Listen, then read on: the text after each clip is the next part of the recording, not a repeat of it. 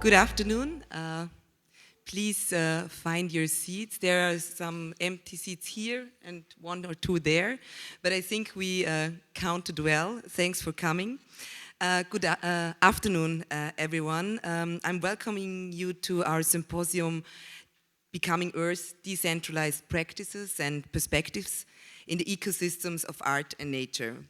My name is Verena Kaspar-Eisert and I'm Chief Curator of the MuseumsQuartier, and also in the name of Bettina Leidl, Director of the MuseumsQuartier, I'm welcoming you to this afternoon. Together with Marcella Marer, who is here in the first row, she's an independent curator and researcher. We conceptualized this symposium together. Marcella is currently doing a PhD at the University of Zurich in cultural analysis, and her research is centered on aerial photography in the Brazilian Amazon. Thank you, Marcella, for collaborating here. We are very happy to bring you this discussion to space where art, ecology, ecological practice, and ancestral knowledge intersect. Our symposium today is held in the connections with the exhibitions Becoming Earth of Ursula Biemann, welcome Ursula, and Rodrigo Braga, the artist of the exhibition on the other side, Rodrigo Braga. Welcome to you both. These exhibitions explore in very different artistical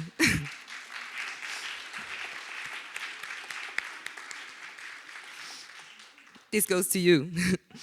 In very different artistic practices and languages, deep and powerful themes that urge us to reconsider relationships with the natural world and the world we are embedded in.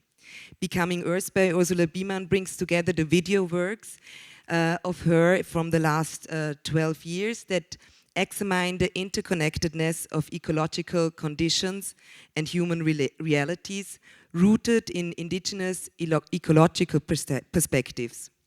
Ursula Biemann's work challenges us to move beyond anthropocentric views, asking us instead to adopt a holistic ecocentric mindset. Her exploration uncovers the intelligence within natural systems, drawing from her collaborations with indigenous communities to offer us a new paradigm of coexistence. And on the other hand, Rodrigo Braga, in his exhibition Nullpunkt, Punto Zero, is an immersive installation that symbolically explores life's origins and cycles, using material and motifs deeply tied to the organic world. Through his exploration of transformation and identity, Rodrigo Braga invites us to contemplate the fragile yet profound connections we share with the world, with the environment, drawing upon his own experiences in the Amazon to convey a layered personal view of ecological realities.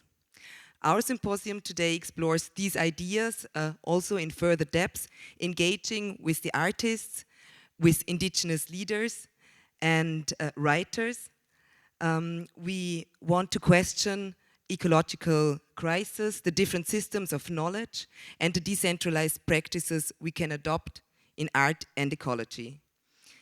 We go into these rich and complex ideas over the next few hours, and I invite you, or we invite you all, to join us in these next hours.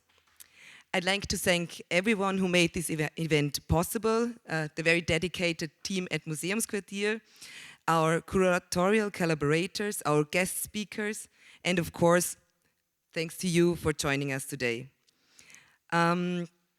The program of this afternoon you can find in this little booklet that's on your seat, this handout. There will be possibilities of Q&A after each lecture, and also, of course, time to exchange in the break that will be around 6 and after the symposium. I welcome all the speakers, lecturers, artists. Beside Ursula Biemann and Rodrigo Braga that I've mentioned already, it's Hernando Chindoy and Cristina Rodriguez. It's Alfredo Ledesma and Eduardo Jorge de Oliveira. Thank you very much for being here today.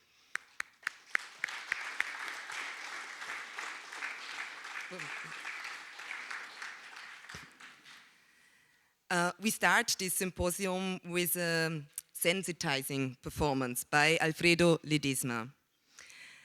It's called Interweaving. Alfredo Ledesma Quintana is an artist that belongs to the third generation of a silversmith family in Peru, Andes region. And he lives here in Vienna since many years. His family legacy taught him art as a form of transmitting visions of life in harmony with nature and other living beings. Inspired by the indigenous traditions of his Andean ancestry, Alfredo's work explores decolonial relearning, questioning how values, ideas, and cosmovisions from Andean and Amazonian societies can enrich global discourses. Currently, he's working on his PhD in practice at the Academy of Fine Arts, where his research focuses on the rights of nature through various media, including sculpture, performance, and textile work. Alfredo's performance today invites us to activate our aesthetic and spiritual senses in connections with nature and non-human beings. It will be conducted by Alfredo and his companion that he will introduce to us, and he will ask us all together also to participate. Dear Alfredo, please come on stage.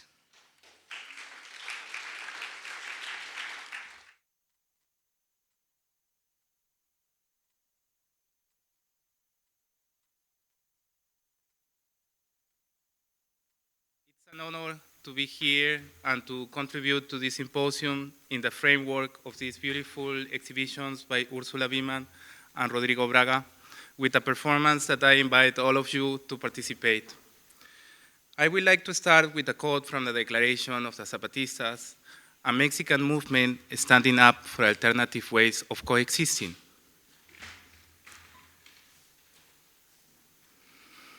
Many words are walk in the word. Many words are made. Many words make us.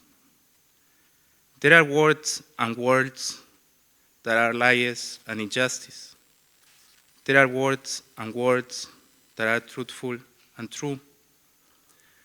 In the word of the powerful, there is room only for the big and their helpers.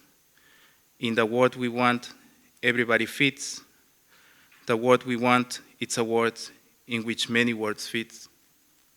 Ejército Zapatista de Liberación Nacional for Declaration of the Lacandon Jungle.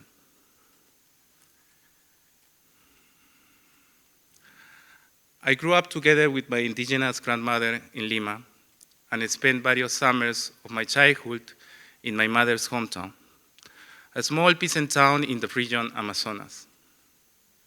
These words, the word of my grandmother and my mother, are part of me. I am living with them, thinking and feeling precisely in different ways of converging, of being indifferent, of coexisting between words, between humans and not humans, especially in this significant dissonance of existing within a word that often suppresses other words, render voices and actors invisible.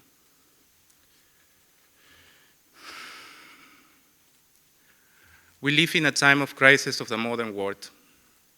It seems to me that this crisis of the modern world, it's a crisis of the emotional connection between human and nature, between life and desire, between the individual body and the social body.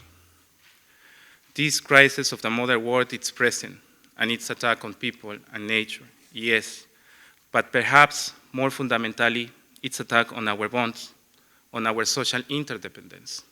A force of violence exerted not from one individual to another, but precisely as a violence against our connectedness. A force exerted to another that at the same time it exerts on oneself. I believe that art can open many doors. It can open experience of coexisting, of living together. And that's the beauty of art, the beauty of research, of creation.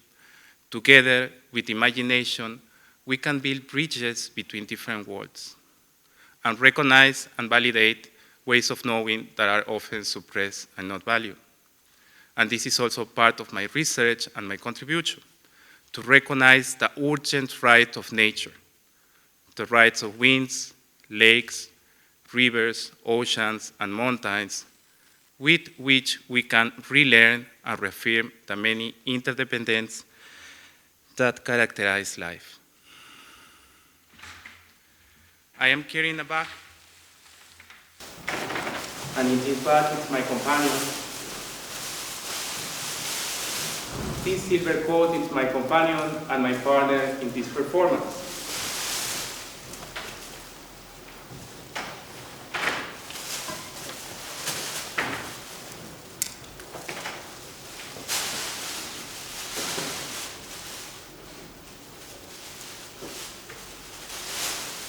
I can open this coat so you can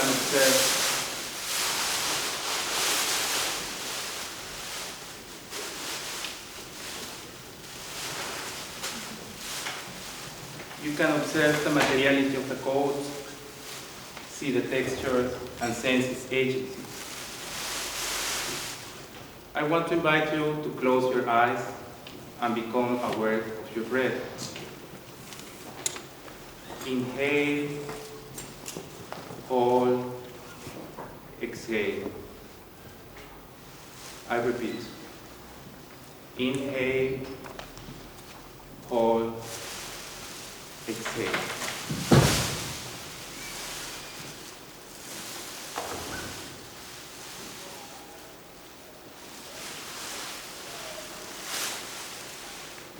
The elders emphasize in the importance of listening with 3 ears. 2 ears on the side of our head and the 3rd ear next to our heart. Please take time and space to listen with your 3 ears. What is the code telling us?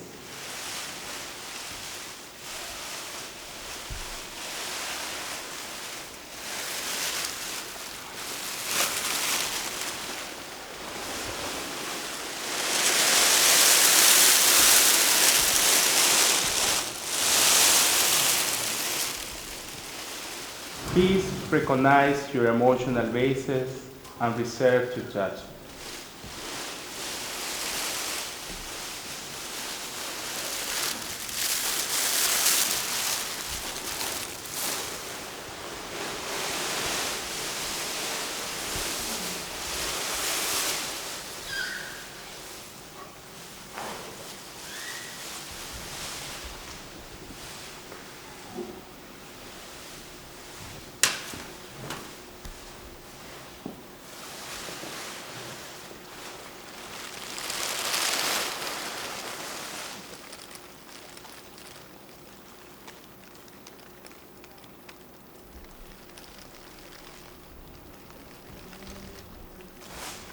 Please open your eyes and stay focused on your breath.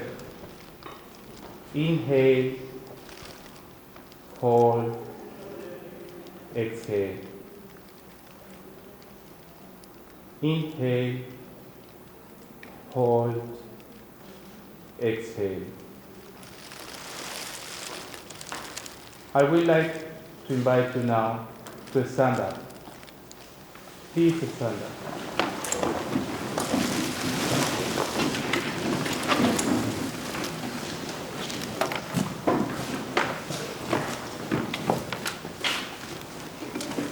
I want to invite you to go to the space between the 2 exhibitions in 4 groups after each other. I ask to each group to stand in one of the 4 corners. For those who want to join, please group 1, go.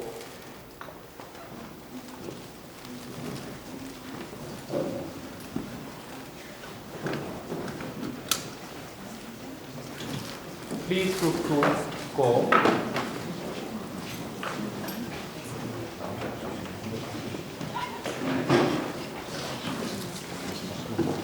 Please group 3, go.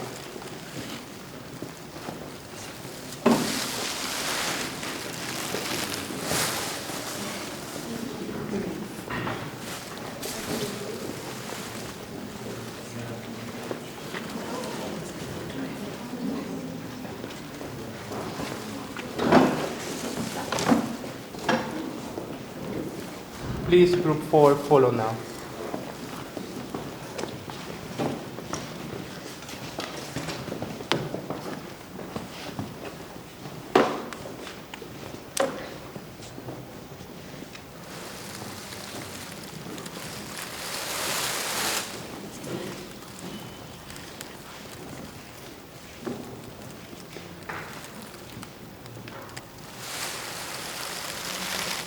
And now, this code is here with us. This code will encounter us. I am moving it to create space for it.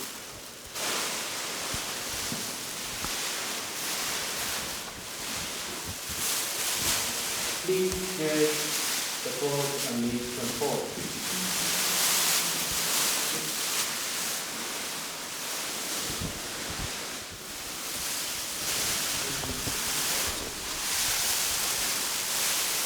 Please check the code and use control.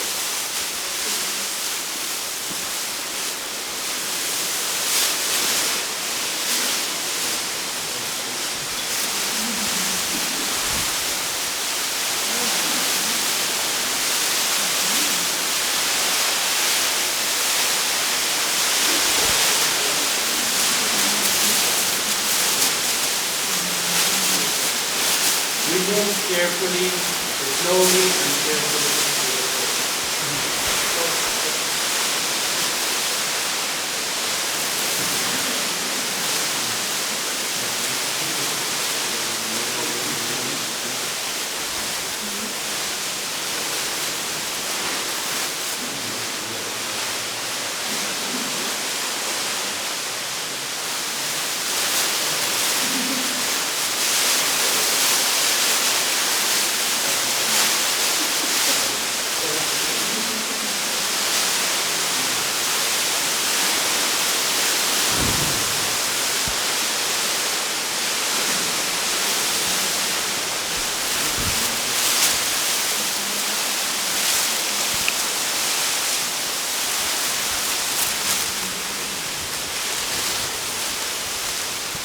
We have to learn how to compose between each other, how to move in relation with this code.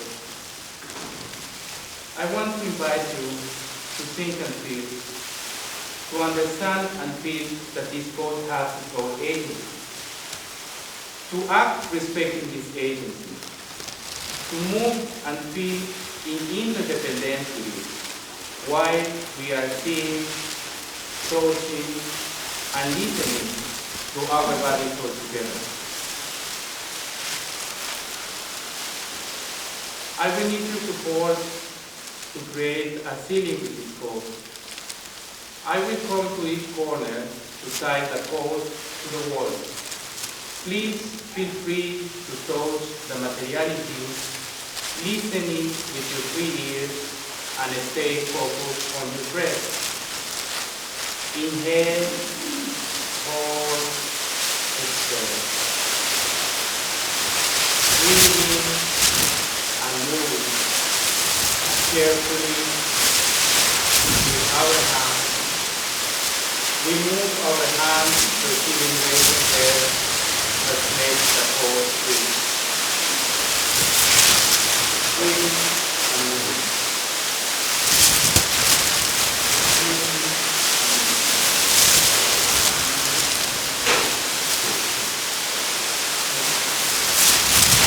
We can move beyond the borders of the room.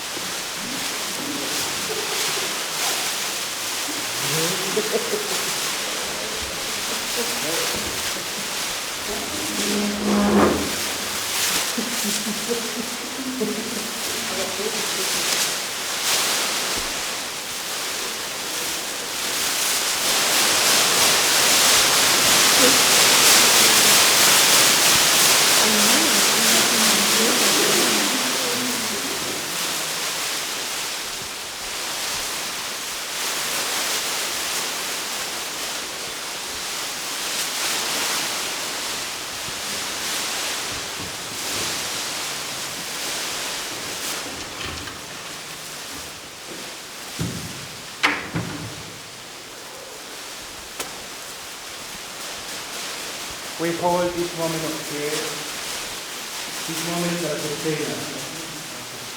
Please follow the invitation to think and feel our bodies together as a sensation.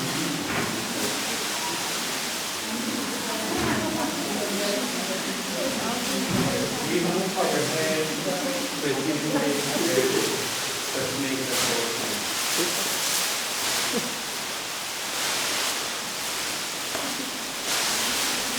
We move our hands carefully with the cord. Together we move our hands, receiving the cord.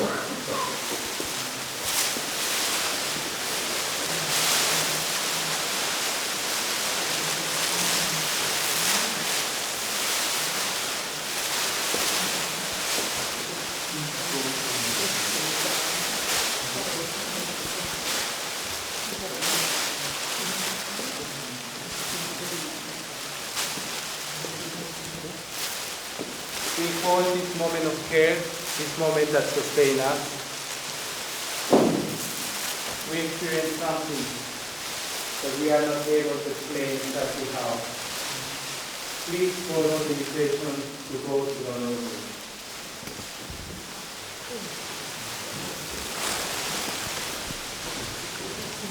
Adam, maybe you can open the door shortly so we can applaud for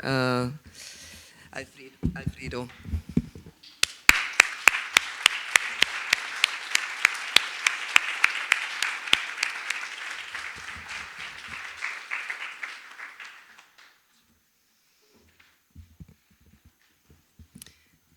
Thank you to Alfredo, Ledesma. Thank you all for joining in this collective performance.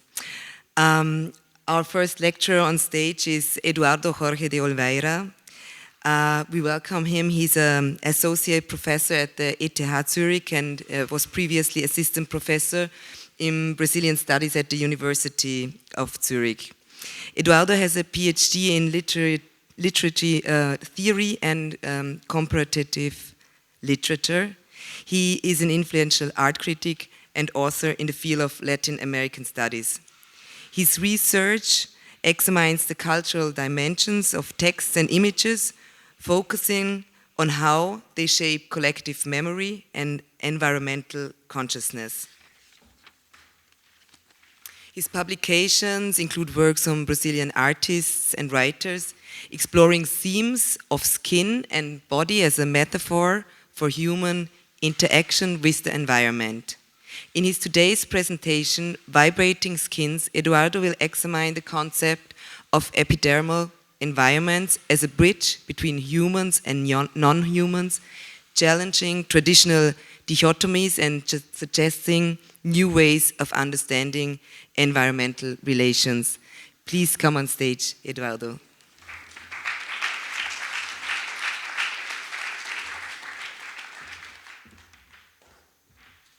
Thank you, Verena.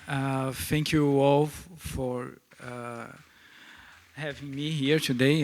I'm really glad and honored, and it's such a pleasure to be between two wonderful exhibitions and have here two great artists. So since I came yesterday, I was listening to Ursula, and then it was I was really in depth with her work. It's really an environment itself. And then I will mention this book that you published in a text. And yeah, so through the photographic work, I would like to share with you this book that I just mentioned. I would like to give you a frame how I come to work with this notion of skin. Through the photographic work of Karl Blossfeldt in the 20s of the last century, one can discuss how science and technology, broadly speaking, oscillate between leap and ellipsis in relation to nature. Emulation would be an expression that historically deposits how epistemological processes are made. Through the word skin, that one can consider the movement of surfaces, how one can consider the whole entity and the detail. What I would like to highlight here is underline this motivation for inventing a pedagogical tool by Karl Blossfeldt. So he was really trying to find a way to develop new ornaments and without perceiving that he was developing a new technique, a new photographic technique. And after all, he was looking in nature for models of construction to be put in use at the School of Decorative Arts in Berlin. So, doing that, he was somehow helping photography to discover nature. Following this step regarding the skin of the world, I was working with inventing skins, reinventing community. I tried to situate the skin as a threshold of intimacy and public life. And then it was really great to have Alfredo's performance before, because he was mentioning this, how individuals and collectivity can be connected. This is how artists can play with his notion of skin directly or indirectly, so with his skin as a kind of a public intimacy. Going further, the invention of skin, it was a book published in 2018 about an artist called Nuno Ramos. And this notion that one can show to invent a skin for everything, Nuno Ramos claims, and where there is a mediation, a word mediation in the artistic field.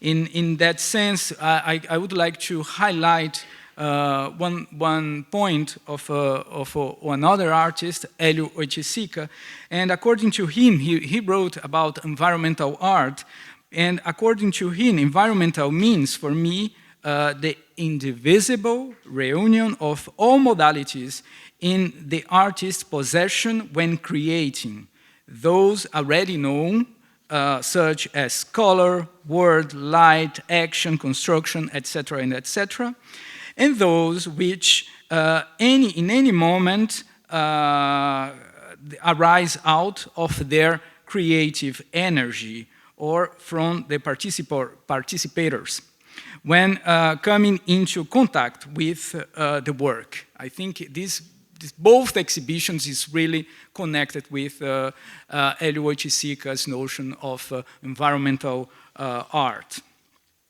So the skin can also be a place into this micropolitics to get this expression from Félix Guattari and Sueli Ronick and affects.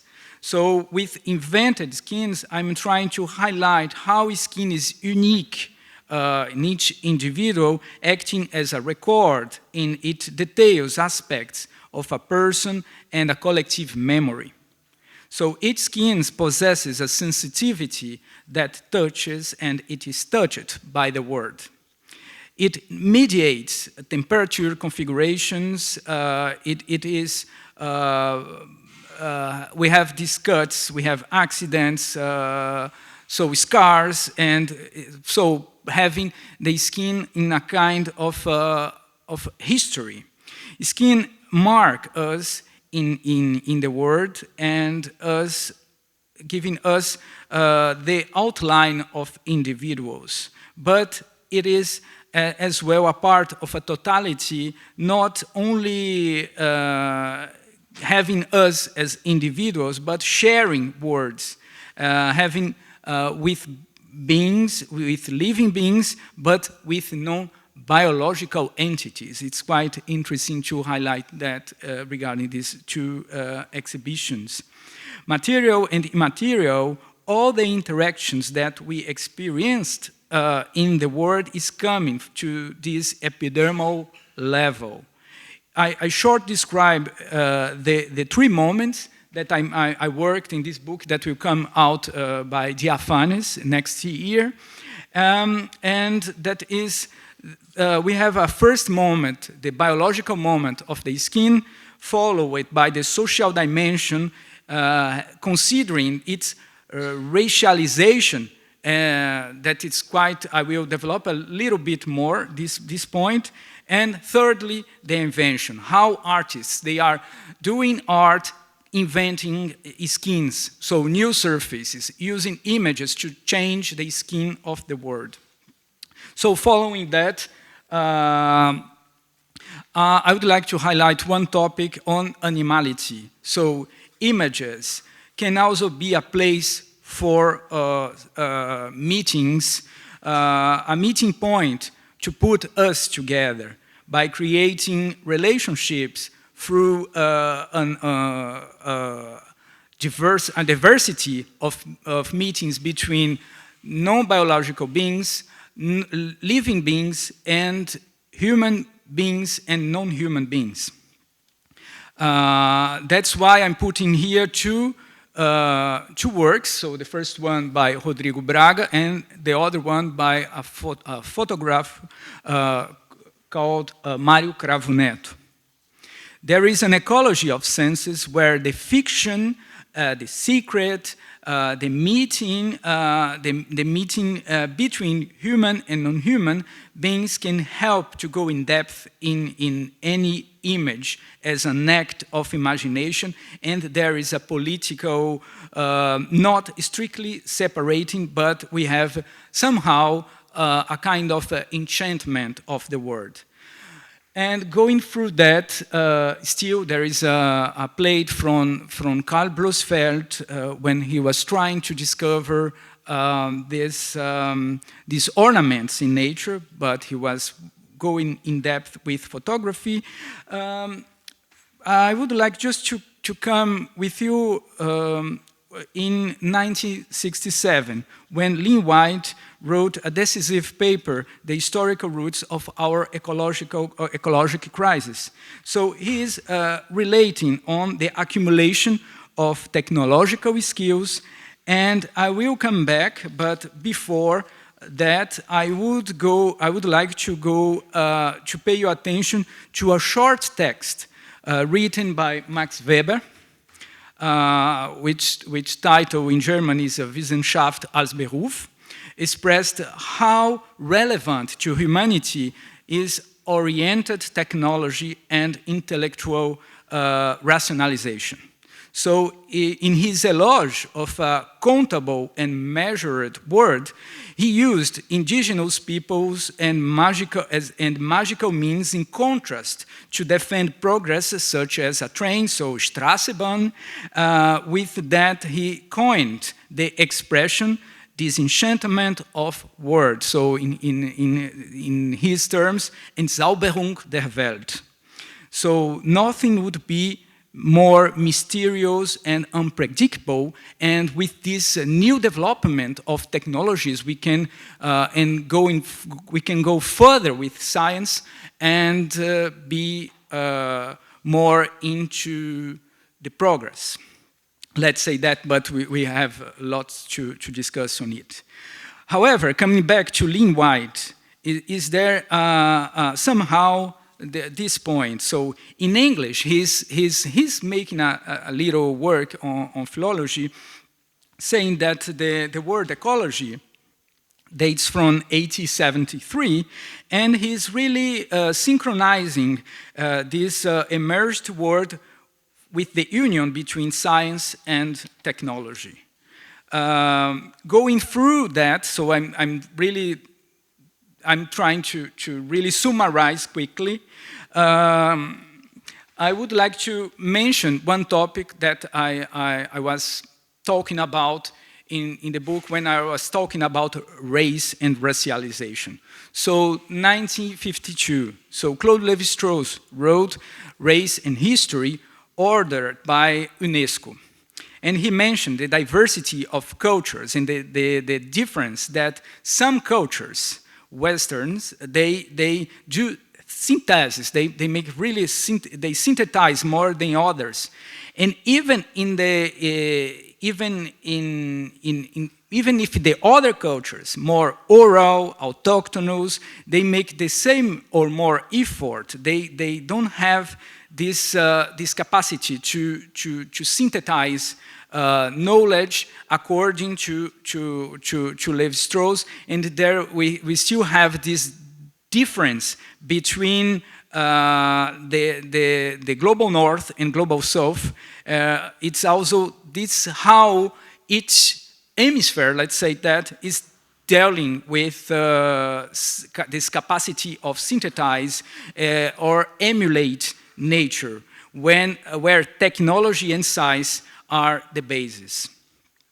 So controlling the unpredictable, so this going a little bit out of this Entzauberung der Welt, we have here this point with these all racial theories, still in 19th century. So we have the word ecology coming, and at the same time we have all, at the end of the 18th century, 19th century, we have all these racial theories that was really helpful to justify slavery, extractivist practices, and race was embraced to justify that.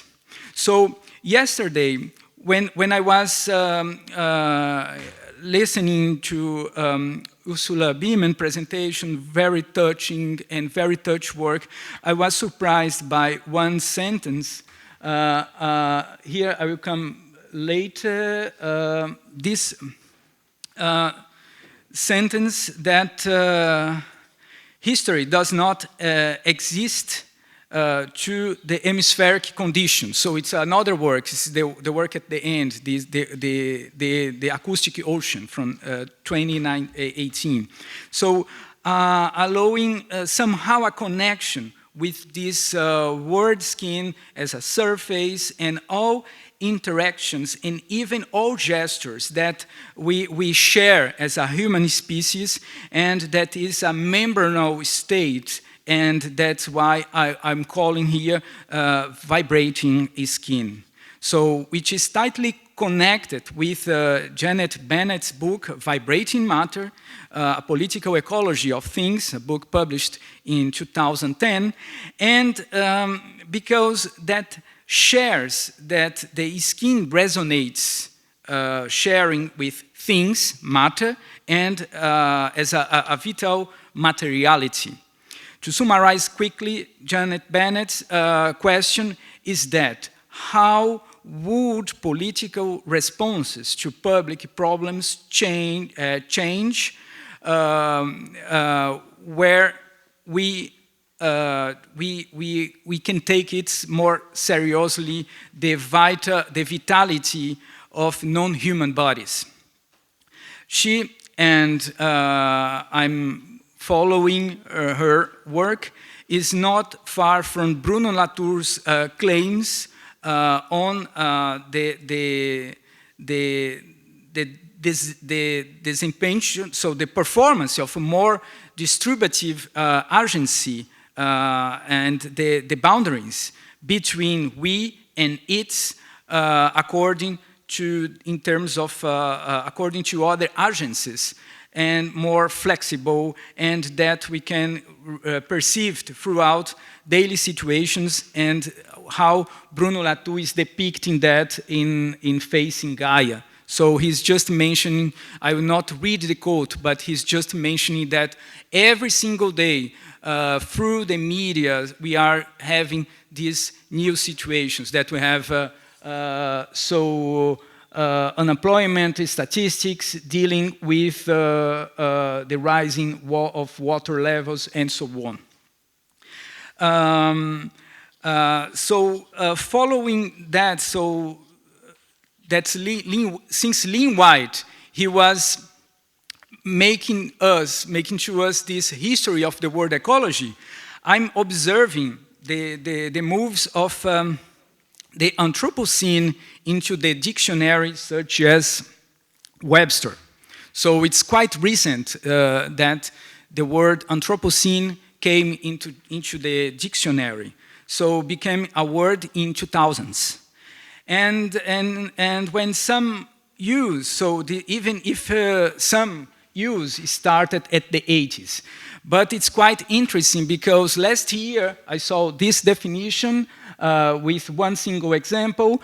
Today in the morning I got again the definition with two other examples, and I will be more or less observing through the words, so how the dictionaries are having Anthropocene as a lexicon. So alongside, I was observing some works such as this one of Wira Sodoma.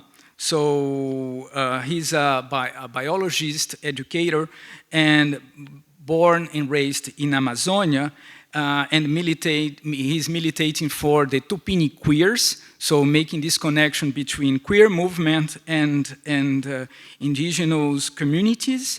I'm still having in mind, so the work by Ursula Biemann with this weight of the sky. So now I come to this wonderful sentence. So the word come down on me and I feel, so it's a part, it's a frame of the work, but that allows me to go into another book. So this, the German translation just came out, Der Sturz des Himmels, by David Kopenhauer and Bruce Albert. And according to Philippe Descola, it's, they worked together during 40 years. And according to Philippe Descola, there is not anymore an ethnographic study, but an existential pact, an alliance that they made.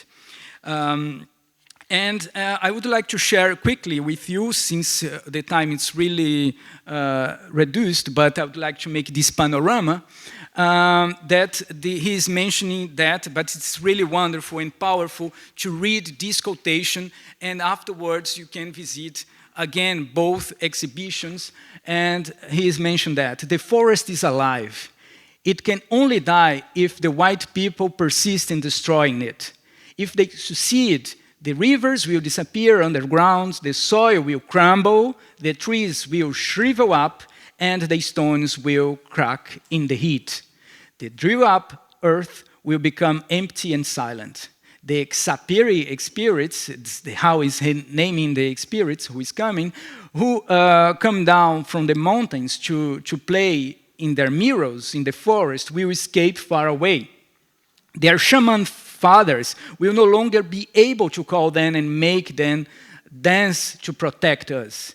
They will be powerless to repel the epidemic fumes which devour us. They will no longer be able to hold back the evil beings from will turn the forest to chaos. We will die one after the other, the white people as well as us. All shamans will finally perish. Then, if none of them survive to hold it up, the sky will fall. That's why it's quite interesting to observe this, how we have this, how it can resonate in Ursula Biemann's work regarding this point with this, the weight, how the sky can be really, really so to move to the Rodrigo Braga's work, I would say that there is an experience of vibrating skins, agency between it and us as we, so having that in mind. And I would like just to, here it's again another connection with a Yanomami shaman drawing and this wonderful tree with these aerial roots, and it's quite, I was quite into, it's not the same as a shamanic experience, but somehow in aesthetics we have this connection and we are vibrating regarding this point. But to come to Rodrigo, I was just mentioning that, so this agency between it and us as we, a shared word, to come back shortly to another series of the art, and even in another series, maybe Rodrigo will talk a bit later about this series, it's the image agriculture, so agricultura da imagem in Portuguese. So where displaced somehow a reenchantment of the word, this Entzauberung, der Welt instead of this Entzauberung, and I can just here finish with the images, these images by Rodrigo Braga, and thank you for your attention.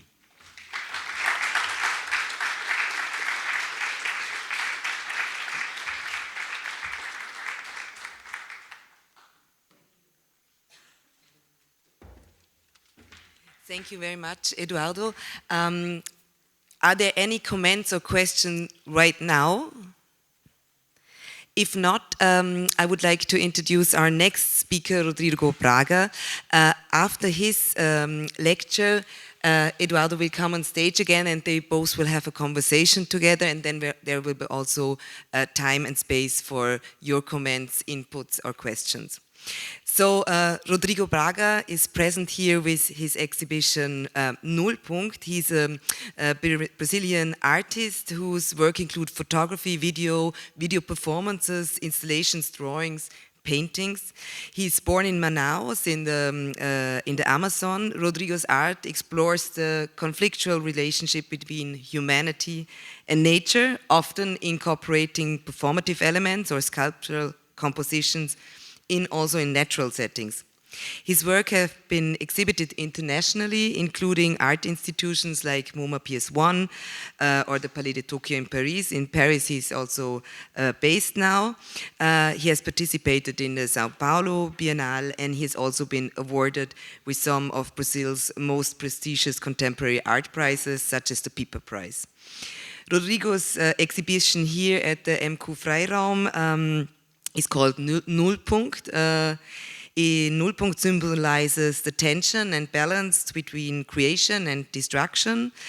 Today he will share insights in this series Ponto Zero, that is the basis and the core of this exhibition, and especially also on the symbolic meaning of the capsule of the fables.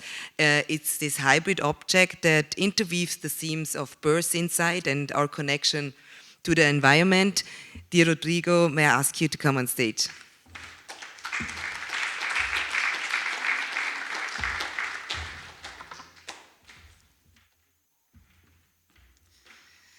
Thank you very much, Verena. Thank you all. I'm saying many times that here was probably one of my best professional experience to be here in Vienna with all of you and your team. So I thank you, everyone. It was great. Has been great to be here. So, yes, I'm a Brazilian artist born in Amazon, but actually I was born there just because my parents, they are scientists, they are biologists, they were there in the 70s. So me and my sister, we were born there. So I cannot speak here as a native native person from the Amazon, but I really have a link in between all the environmental subjects and a feeling of being Amazonian. Actually, I was born there, but I was raised in northeast of Brazil, which is the coast of Brazilian coast, and then I live in Rio de Janeiro. So I have many experience around Brazil in many different biomas. Brazil is a huge country, you know. So from north to south, we have many difference, even a cultural difference. So I'm part of it. And I'm running the world, I can say, doing my work since 25 years. So here is a new experience to be in Austria, to share my work. Because part of this exhibition, I did it here, but based in my language, my experience from Brazil. So I will start by the beginning, with a very old, almost 20 years already, series, which is this on the solemn pleasure. So that makes a link with the Eduardo speech about the skin, and that's the way that's my relationship with the word. It's by my own experience. That means my own body in my skin. So I really love to confuse or to mix my body with the earth, with the natural elements to create experience to my own body and my soul, my heart, to feel art while I'm doing it. So in certain point, it comes that I forget that I'm doing a work of art, you know. So many times I'm alone. Sometimes people just around help me, like sometimes for doing my photographs, it's a fisherman, it's a forest guardian, it's my sisters, my wife is someone around. Or myself with a remote control, a tripod, and I invent, I make my own universe happen like this by images. I'm most known as a photographer. But my photography is like that. It's really mixing medias like performance, which is never public performance. I don't call myself a performance. I can't do a performance in public, but I do it to myself, to the camera. So it's a kind of photo performance. And here is an old example, 2005 already, with a dialogue with the earth. So my back is confused as a volume, as the mountains of the earth. There is honey and water. So yes, I try to see the nature as a circle. It means involving also the dead, the end and the reconnection, the end, but the restarting perspective. So here, for example, is a goat. It was in northeast of Brazil, and I'm with this goat. We are together, but we have the life and death here. Sometimes it must, we can think it's alive, but it's not. But even though it's a communion situation between bodies. So it's a very silent situation with just a few people to help me.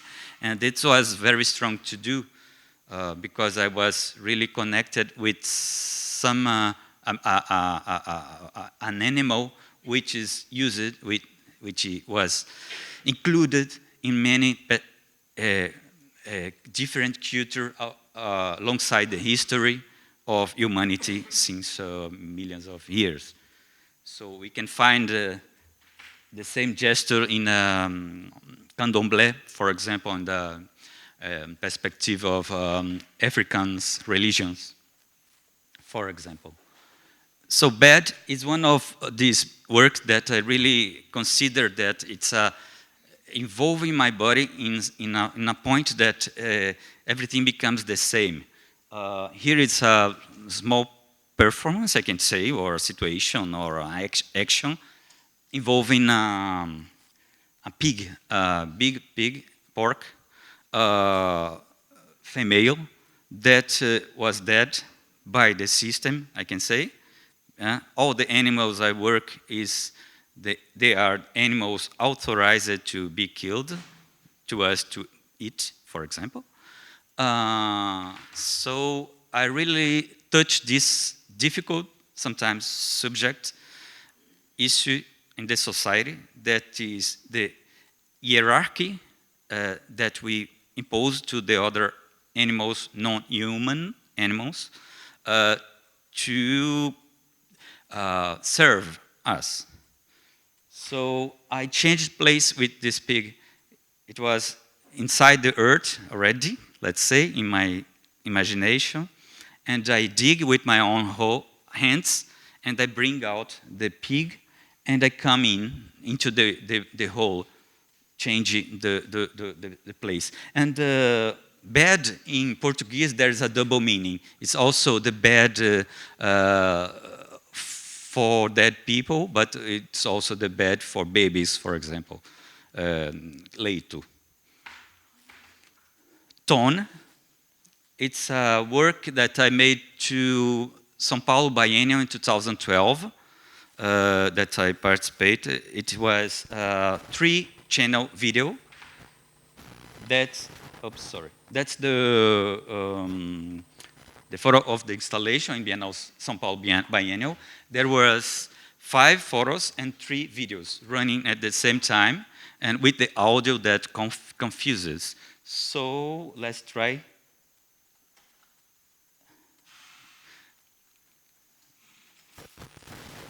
No, Matthias, it's supposed to play. Have many other images to talk about it, so no problem. But that means that my view, my perspective as an artist is really to consider my work in a very subjective perspective. That's true.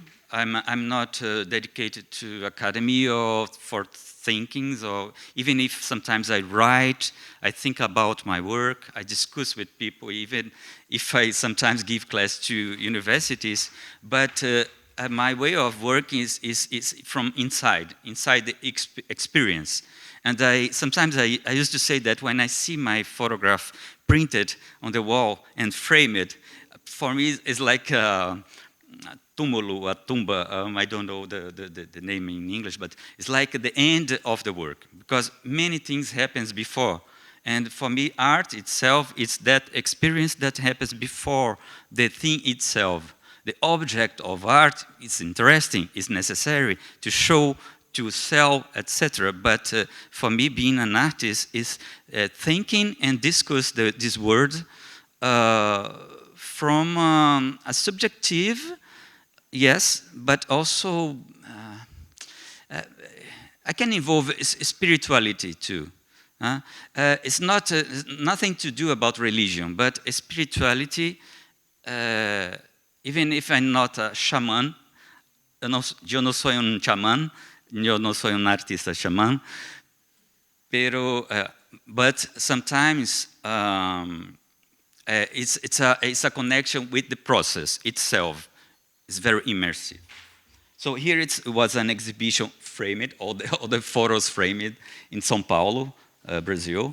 I give you some examples of this relation, of building my work directly with my own hands in the nature.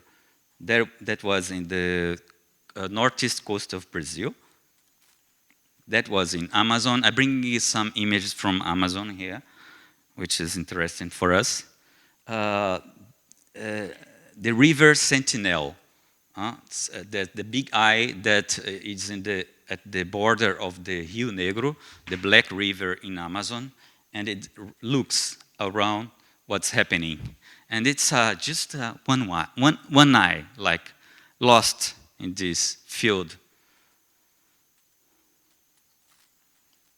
And also here I make a relation between the eye and the mimesis of another eye in the other side of this fish. That's a mimesis imitation of one thing that nature proposed to me. And I make a kind of fossil with the flesh, with this fish, which is not a stone, but like also a painting, you know. I see my work sometimes, my photographic work as a painting, because I came from painting before everything. So, and here I propose my own conversation by juxtaposing or just putting together things to make my own mimesis. So we can look poetically to this animal now by the plant, by the vegetal, to see what is inside of his own body. And the parts lost or lived by the fishermen that were cutted, so I invoke the body once again. I complete this body by just one gest.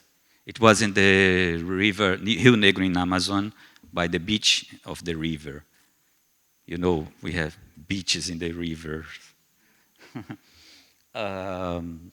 There is another example. One leaf that was cut by ants, by insects, and the fish that was eaten, part of it by people. So it's just like putting together and to reveal, to give back this body. There it's really a conversation with the natural time. I call it waiting field. Waiting field, it's a big tree in Amazon River that I found it. And during the dry season, the water comes here. But during the wet season, the rain season, it comes up just almost covering this tree. So I start imagining the fishes down, diving here. And of course, they were there before, and they can be now. So I went to the fisherman's and I bought some big fish like that, 9, and I put them, hanged, and I was observing that the small village around 3 kilometers from this tree, there were a lot of vultures. And these vultures, of course, they eat the dead animals that smells bad.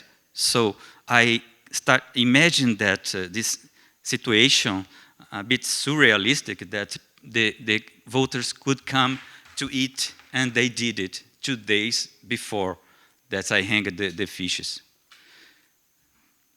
Sorry, 2 days after. Not a juxtaposition with the earth and the small elements, wood elements, to give an impression of a body inside, a heart, a pulmon.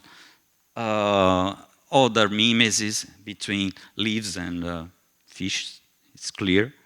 Now in Amazon too, there was in Tijuca forest in Rio de Janeiro, some parts lost of fishes that I will decompose, and I put it in the water to accelerate this process. Here is the green fish inventory. The leaves around this tree, it's a huge tree. Now we go to point 0. We have 15 minutes, great. So the exhibition here I show, it's Nullpunkt, ponto zero in Portuguese, 0 point. 0 point, it's a terminology, it's a word of the physical, quantum physical. That means that in a system or in an object, there is the so low energy that's almost 0. For the scientists, the zero, absolute 0 doesn't exist. But it means that even in a system, or here, the metaphor of this system that I bring is the stone. The stone, it's a brute element that doesn't move. It's still the same for thousands and millions of years, we don't know. So that's the metaphor for the 0 point, for the lack of energy. For me, it's that moment that we are now. The 0 point also makes a reference to the tipping point. Tipping point, maybe you know, we can translate also on the point of non-return. It's that time that we live now, that the nature probably will not recompose itself by itself. So if we start to touch this point, pass this barrier, the sky will fall, probably, as Schopenhauer, as Eduardo evoked here. So the falling of the sky must be probably the end of the world, the humanity, the species. We don't know. It's something for the future. We hope that it doesn't come. But this exhibition is about that, the 0 point. So let's go. It starts here in 2018 in Rio de Janeiro, an exhibition I made in the Galeria Anita Schwartz in Rio, with drawings, photographs, installations, sound and video. Those photographs I made with Marcella, I can say. She doesn't like, but I'd say. We did together. That means that it's just collaborative work, very intimate, because it's made almost alone. And this photo, it's up there on the wall. So you can see, it's me, it's myself, covered with charbon powder, and I put my own bloody on the hand. So there's something about communication, or lack of communication. We can't hear, we scream, we talk too much, we don't see. So it's about that. It's about the feeling. It's about our lack of dialogue, anyway, somehow. Here is the blind, cego, in Portuguese it's blind. I'm behind this canvas that I covered with charcoal, and that's it. Now here I make a relation between my own hand that I draw in a canvas with my own body, like laid down as a sculpture, like a plaster sculpture, like an object. And somehow it's like talking about the stone man, but not the caveman, but the stone man that we became now. Now it's the hand that's inside the exhibition that I cover also with charcoal powder and my own blood. Yeah, it was 2018. Of course, the burnings in the Amazon, it happens since decades, hundreds of years actually. Huh? Since the Portuguese invaded Brazil 500 years ago, the fire starts, we know. So since there, it happens, it still happens today. I look in the NASA map today, there was hundreds of fires in Amazon today. It's normal, it's like that, but we cannot naturalize this. And this work talks about that. So a hand hanging like that, like calling attention, asking to stop maybe, it's like a gesture. Here I play with the opposite, the left, right, black and white. It's charcoal. It's my hand covered with powder, white powder, I forgot, with made of stone, limestone, yeah, exactly. Limestone, the charcoal and gypsy, etc. So it's a vegetal, it's animal, and it's mineral. Together, it's a colored photograph. It's not a black and white photo, but I bring like that. So these small elements like an eye starts to come in 2018. And the round, the circle, which is elementar. We have many artists that work with the egg and the circle already along the history of art. I made this photo in Portugal, like this one too. So you see the opposite, the dry part of the image, the wet part. I feel myself there as a bússola, in English, no? So, compass. As a compass, trying to find my place in the world, like north, south, left, right. It's the hand, my head in the middle as a stone too. I made also these mimesis. I shaved my head to look like a stone. And then the fires in Portugal, it burns almost every year because of the monoculture of pinus, eucalyptus, so it burns all the time. It's our problem. Then I took some stones from the river and put it on the burning field, like seeds, eggs, grains, something to grow after the fire. And that's the image, absolutely, that I make here also on the exhibition. I see this picture as a portrait of the Anthropocene. I used to say because it's the man in the middle of his own contradiction, you know. So, it's our head of stone head. And even though I try to connect the opposite, I mean, positive, negative, something energetical, there's that field also. Here one photograph that is in this exhibition. Yes, I'm taking care of these eggs, the black eggs, that doesn't eclode. Anything comes out from this air, not yet, at that moment. and my head also makes a link. We can think about a fossil of an egg.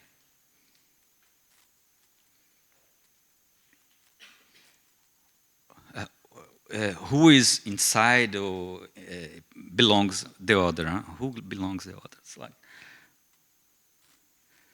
here I feel myself like trying to link the differences, maybe. Try to build a bridge between the opposites, the one that have a lot, the unique, the black, the white, upper, low, and so. Yeah.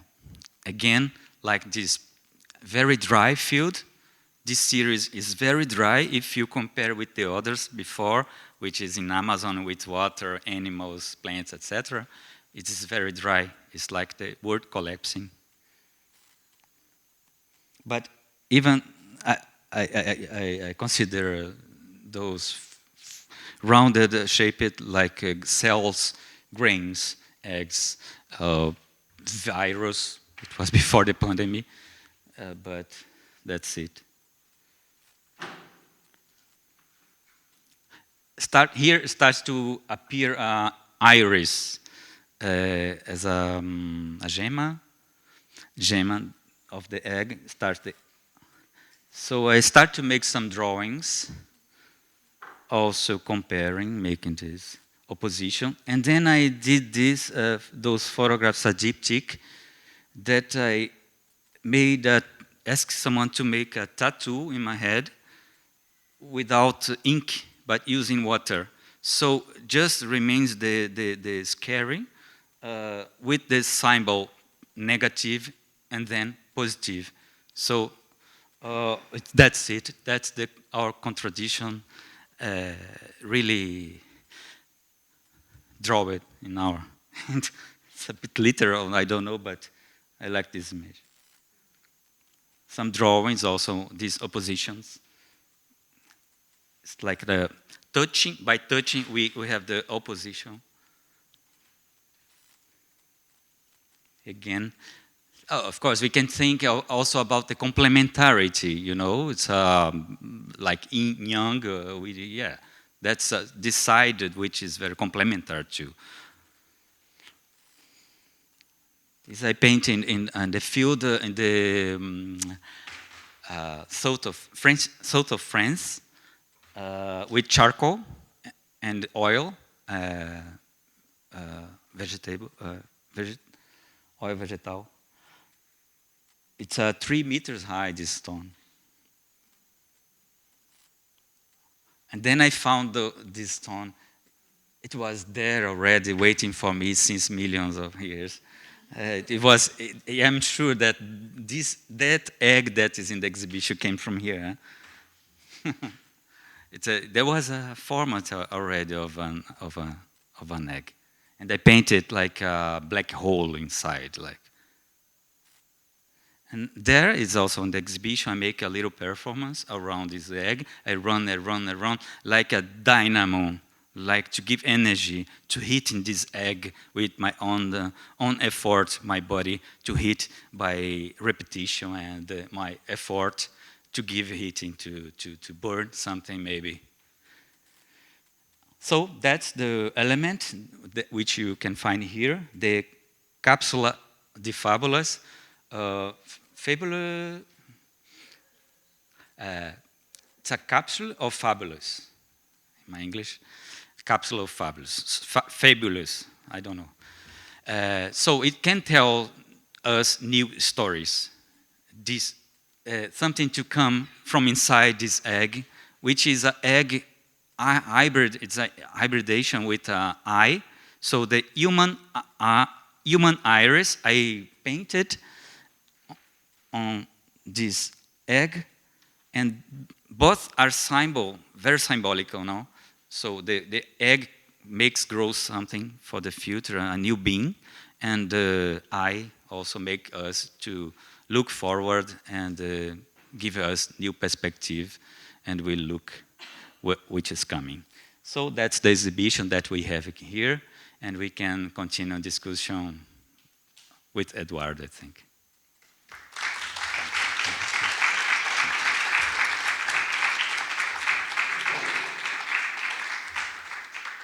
So yeah, a great presentation, Rodrigo. It's wonderful to see all the trajectory of your work, and so many questions that we can rise up. And but one thing I was quite interested about the history of this eye. So the history of the eye in your work, because you mentioned you started with this eye in Rio Negro, right, from the fish eye, and then we can maybe imagine the history of coming from this fish in Rio Negro. I don't know if you would like to show. I can maybe, if you let's try to come back to your this first eye.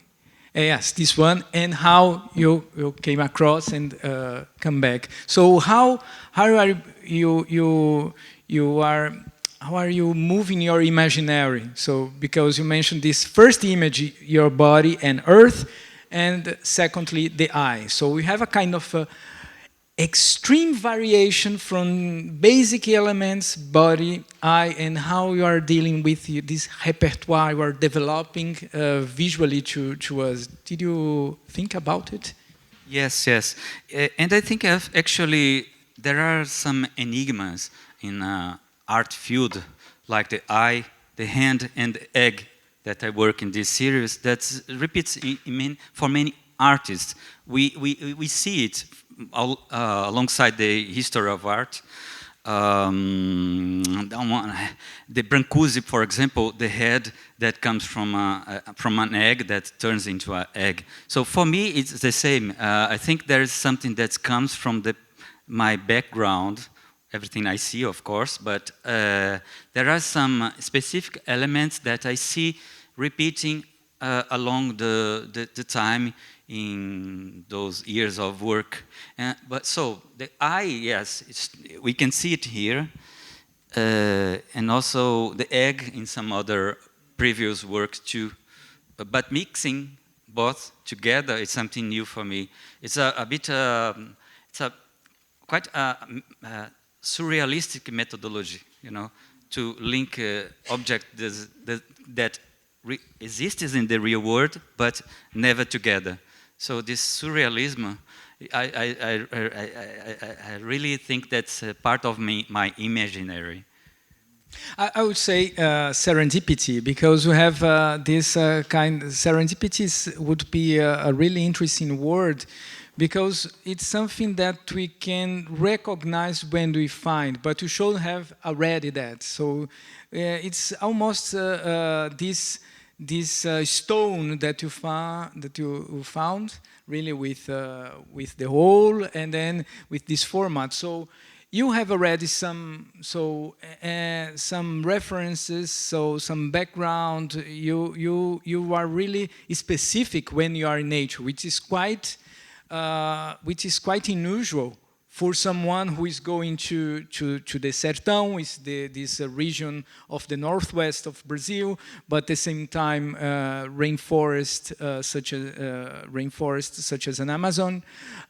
So you are you have a good sense of orientation, right? Because with this serendipity principle, you can now I know. So and how? Yeah, I think that in my process there's something which is my memory, experience the word by the body, by the presence, give us a sense of memory which is unforgettable. There are some things that some places or things that I see, that I pass by in my process of researching in the field, for example, that I keep it on mind almost forever, I can say. Sometimes, of course, I take notes and make some croquis, but that's it. For me, being an artist is not going to the studio to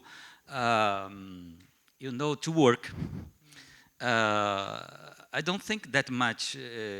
I know that professional artists, we work a lot, and half our work is nothing to do about art, you know. It's with the institutions, it's the press, is with the market. It's nothing to do with art itself, you know. But I really like the experience, and staying inside the experience. It's part of this process to find and memorize and to back. So being an artist is something like for every minute of our life. I cannot close the door of the studio and now I don't think anymore. I go to sleep thinking, and sometimes I'm, yeah. And about this process, you highlighted that your starting point is painting and drawing. And now you are coming back to drawing and painting. How is this? Who would be the photography a kind of ellipsis? You are so doing this movement, or maybe circular movement instead of an ellipsis. Yeah. As I start drawing and painting very early in my life, it means from 10 years old. In my teenage, I already draw a lot and paint a lot, and I very, very good on it. But then I start to think exactly this, that art has nothing to do about what I can do with my hands. And now, so that's it's why... It's not enough, right? Not enough. There's nothing to do. No, it's too strong, of course. But it's not enough. So that's why I invest in photograph, which is not... Also, it's not a straight photography, you know. I don't go to take a photo of the things that I see, but I build my photograph and I build the things that I want to show. I don't take photos of what I see. I take photos of what I want to show. That's the difference. And the drawing comes like that. So drawing is part of the process, but before it was in the background. It was in the back. It was just as a croquis. And now I'm back into the drawing and paintings as a work of art itself, because it's complementary. It's quite interesting because we have this statement from Henri Cartier-Bresson, so the decisive instant, so l'instant décisif. And then it's like the photographers who have this kind of camera as a weapon, waiting for the moment. However, so you take it differently. So you draw first, you have all this exercise on imagination, thinking about colors, tones, and afterwards are you going into nature to perform that, right? So you really... Right. And to make a contraposition with Cartier-Bresson, for example, the decisive moment, or some classical photographs that use the camera as a fusil, to take the image, like I'm a hunter of image. No? I make actually Jeff Wall says, for example, he made this contraposition actually, talking about the agriculture photographer. That's not the hunter photographer. That's not the photographer that goes to take image of which is there. But the agriculture built his own image. That's a quotation of Jeff Wall. And I take part of it also to build my process. And I wanted to say another thing, I forgot. Yeah, maybe we can show that, because it's really agriculture of image. So it's quite, now I see better. So this perspective, because you are mentioning, once you mentioned this biomimesis, so really how you can invent situations in the nature. So not only with this natural gaze. So I'm going there. I would take nature as it is, but with this imaginary of painting, drawing, and then you have if I understand correctly, see this agriculture of image would be this meeting point between your project and something that you met up or set up in nature as your field, right? Exactly. It's a field work. Exactly. I don't get exactly. Nothing to compliment her, but no. But that's it's really interesting to take a look in this series. Where it's opposite of hunting. It's really to take photography as agricultural. So really, and you live as well. You are playing in this agriculture with the cycles, right? So once you have vultures, you have fish, so you are producing, you are so making, I would not say simulation, but you are putting into image the cycles or how life circulates in nature. Yeah, how it, is your a experience on that? time that's very precise that will pass. So photograph is good for that, you know. And the video also somehow the videos I make consider the time that passes, the audio, so it's more complementary. Yeah, but it's registering a moment. It's important for the photographs and for me too. Yeah. Maybe can open. Yeah, maybe you have questions, comments. We can extend this conversation. That would be fantastic to share thoughts. Even to Eduardo, no? Questions for you too. I have a question. No, because we also have put together some ideas why we made this symposium, and one was also, and we also discussed it quite a bit in the process of the exhibition, on how the environment one grew up, the sociology and the ecological surrounding is immanent in the perception or the way of how you perceive the world and nature. And you, as you said, you grew up in the Amazon, in Manaus, and experienced that kind of nature, and now you're based in Paris. So I wanted to ask you, because I think it could be interesting for the audience, if your way of working with nature has changed, if there was kind of a shift in your approach.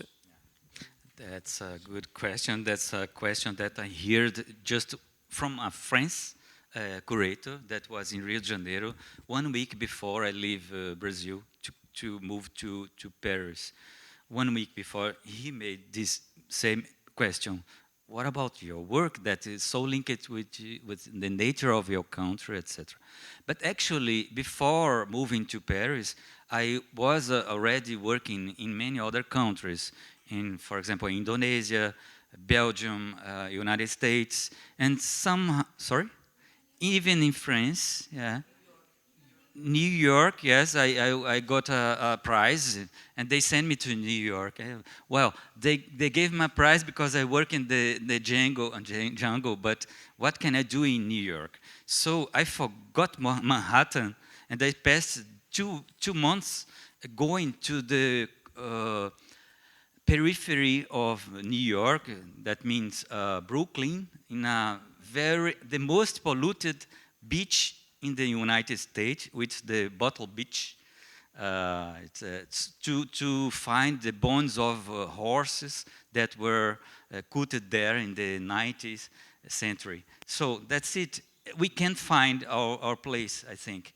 I was discussing with Cristina yesterday what to do here, what indigenous people can do here. For example, in Vienna, now, during 2 months. And we discussed about that because it's a challenge. But so we have our language, we have our experience and our way to do the things. So we'll try to find a way to do the things here with a new reality, even if we don't have nature around as we imagine nature in a jungle, etc. But we have a kind of nature inside the city. So, and at the end, we are talking about people, men, humanity. It's not talking about nature itself like something outside of us. It's talking about us. You know? It's inside the perspective, Amerindo's perspective, everything is nature. So we are nature too, and that's part of my thoughts too. So it's complex, but.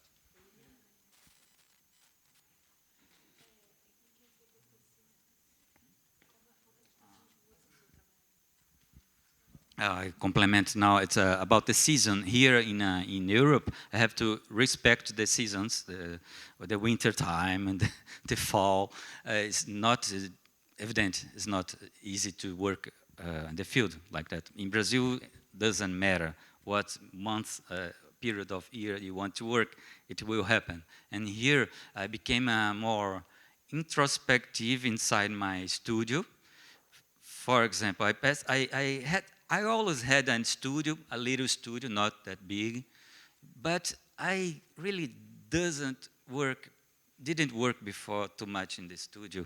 The studio is around, is the nature, is the word, is the studio, you know. So I passed like 15 years in my life working like that, and here I have to work more and more in the studio inside because of the cold outside.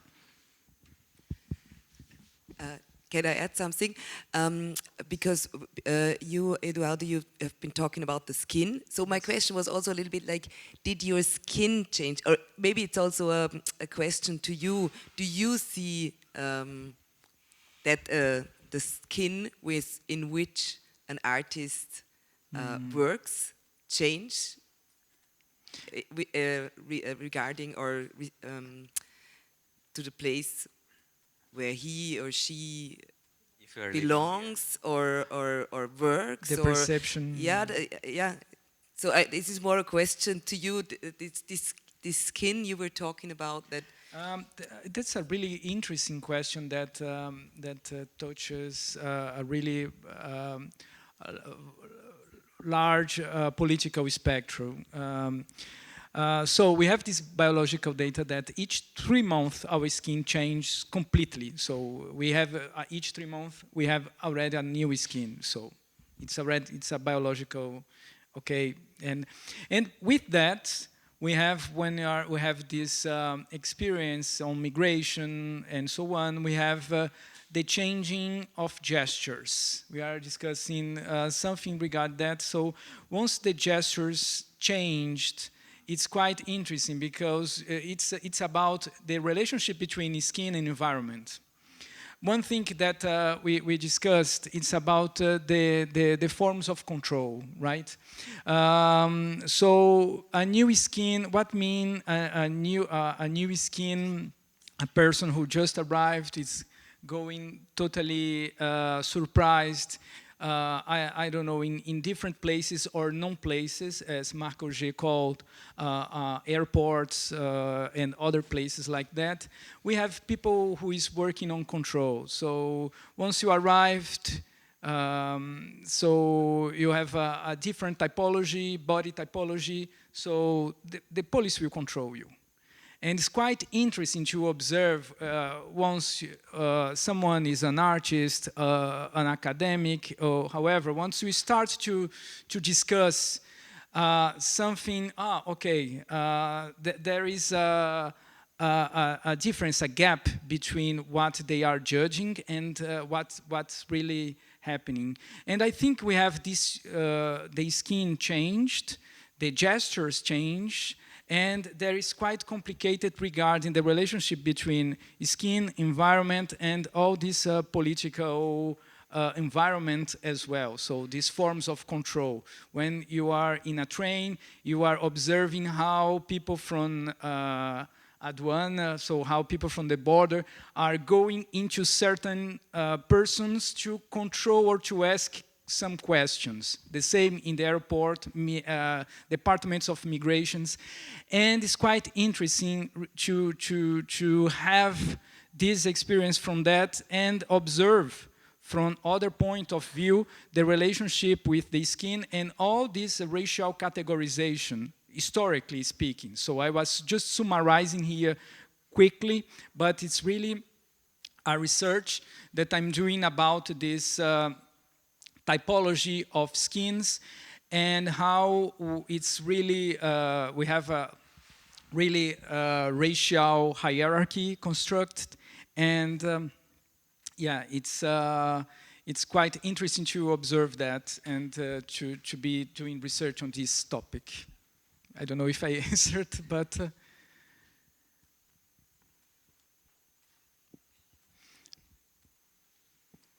Thank you, Rodrigo. I'm curious about the photography that you have been showing us with a coat, that you have been facing the coat. And I was thinking, how is your relation with it? How you feel about it in this tension of living in this point zero that you have been mentioned? And how is for you, like, share this body with this animal at this moment of doing your performance? Yeah. I bring, first of all, some perspectives that I heard from my parents, scientists. So also for the scientists, the death is not the end. If you consider the body itself, the molecules, everything that is changes places in the world, physical world, I mean. Now, there's a terminology in biology that is the biogeochemical process. Biogeochemical process. So it's the thing that's biological, it's our body, that goes to the earth and transform itself chemically to become another body. So that's science, okay? But also I can compare with the Amerindigenous people, as you, that we consider, that you consider, that everything is nature, everything is connected. So for me, talking about that is not talking about the end of anything. It's just a new beginning in somehow. And if you include also more subjective or spiritual perspective, we add another layer on it. So when I'm together with the goat, the dead goat, I can tell you more specifically. When I did this work, it was 2006. I was younger, and I was a bit ingenuous, naive, because I didn't used to live that time in big cities. I didn't even went to São Paulo or Rio de Janeiro, which is the biggest city. I never went outside my country. So I was living in a perspective more closer to the rural world, rural experience, which is northeast Brazil. And I did really this experience with the man that killed the goat, you know, some oncology beside me, that's it.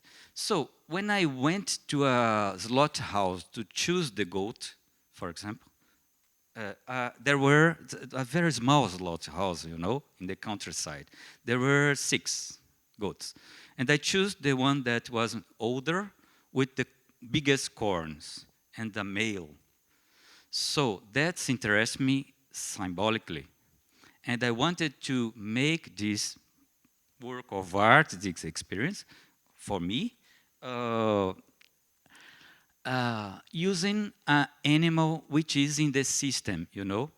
I just asked, which are the animals that will be killed this week?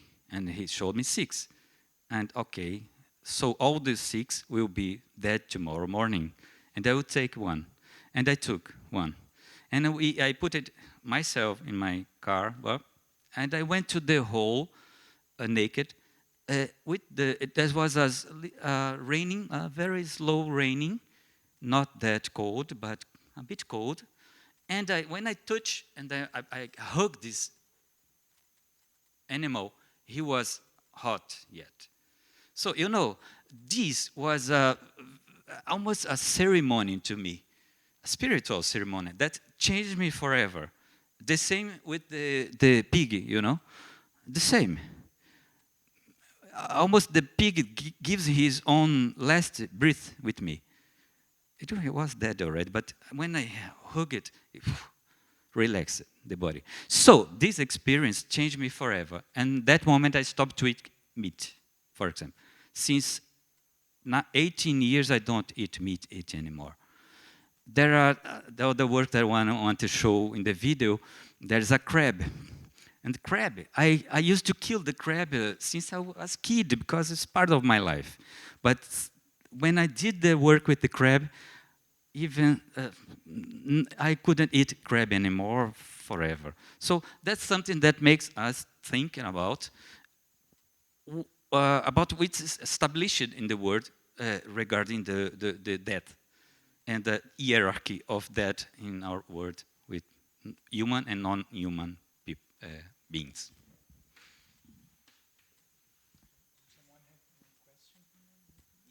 One question? Was there a question? Okay, then I would say thank you very much to both of you. And there is, we have a little pause now, and there is also some refreshments and some snacks between the two exhibitions. And after the break, we will continue with Ursula Biemann's lecture. Thank you very much. Thank you. Thank you.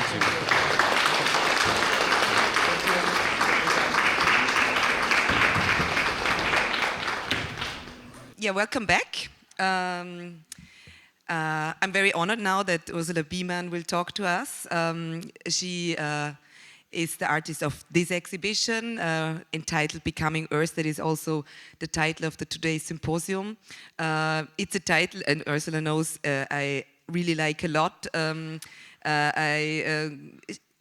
Ursula, you've been working on the ecological topics that we can see here in your various works since 12 years, and that's probably about the time that I myself, as a curator, am engaged with ecological topics, and this Becoming Earth so also means something to me in my process and development as a curator that is with a strong focus on ecological topics. Ursula is an internationally recognized artist from Switzerland, works worldwide, is a post-studio artist. She's an author and video essayist whose research-driven practice often involves fieldwork in ecologically and geopolitically sensitive regions, from Greenland to the Amazon, that we can also see here in this exhibition. Her work addresses complex themes such as climate change, natural resource politics, and the ecologies of water, forests, and indigenous knowledge systems. Ursula's video works combine documentary, science fictional, poetic elements to reflect on the interconnectedness of ecological systems and human realities. Her projects have been featured in major global exhibitions. She's a co-founder of World of Matter Collective, and she addresses global resource ecologies in that collective. Today, she will discuss her collaboration with indigenous Inga leaders in the Colombian Amazon and share insights from her film Forest Mind, offering a perspective that bridges scientific and shamanic understanding of nature's intelligence. Ursula, please, I may ask you on the stage. Thank you.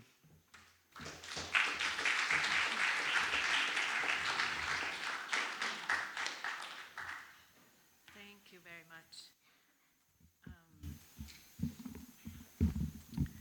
I would prefer not to have it in my face, but maybe. Can you hear me? Can you? Yeah, maybe. Well, thank you very much, Verena, and for this wonderful opportunity to show so many works together in one space. It's kind of an unusual and very, very appreciated invitation. And to also organize this symposium that brings some of the discourse into the public sphere and into circulation. It will always be a pleasure to be sharing a panel with Hernando Chindoy, as we have done many times in the past. And maybe you have also seen some of the works in the exhibition by now. So I thought I would mainly focus on the works that I did in Colombia in the last 5 years, although the exhibition spans a larger time frame. So let me start also with some pictures. And the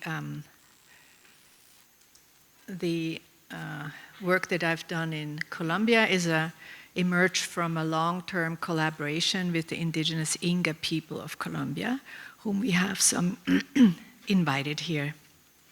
So it all started by an invitation from the curator of the Art Museum of the National University in Bogota, Maria Belén Saez, sent me on a field trip to the south, a region that has been ravaged by the armed conflict for 30 years. And at the end of the trip, Hernando, who was the leader, who guided me through the territory for a month, asked me if I would be willing to support his idea of creating an indigenous university in his territory. For a number of years, then I have collaborated in the project in various functions by co-writing the concept, organizing field workshops, forging partnerships with international organizations, universities, and others, and by generating an audiovisual and intellectual memory of this unique process of creating an indigenous university. I should say that I don't consider myself a community artist, art practitioner. That is, I don't approach communities to propose a collective action of sorts. I see my video work as a form of world making in and of itself. But I said yes to this invitation because I saw it as a chance to root my practice more firmly in the material world. And I was touched by the idea that considering all the violence, political and economic pressures the Inga are facing on a daily basis, they decided that it is a university that will make the crucial difference. For myself, I saw it as an opportunity to learn more about indigenous thought, cosmology, and way of life, and that I could get involved in a project that was not mostly about image making, but grounded in a concrete project about forest epistemologies and the politics of knowledge. I call this artistic input to the project Devenir Universidad, Becoming University. It's a web platform with a collection of audiovisual materials, texts, and maps produced in a collective process. It also appears as video installations, as was the case last year at the Architecture Biennial in Venice, and we are showing it as well here at the MQ. Devenir Universidad is a multi-species research with different human and other than human persons thinking and acting together with the territory. The notion of territory is central to Inga thought, and it will be a foundational idea for the future university. Territory is by no means just a delineated piece of land. It is a cognitive and sentient entity that emerges from the ecological and social relationships between all beings who inhabit the space. Indigenous people in the Amazon view knowledge as embedded in the environment. They favor place and practice-based forms of learning. Oh, is the screen not working? It just went silent?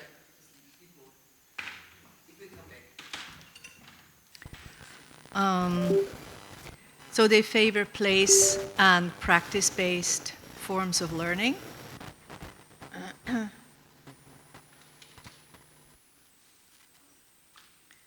Let's go back to the map.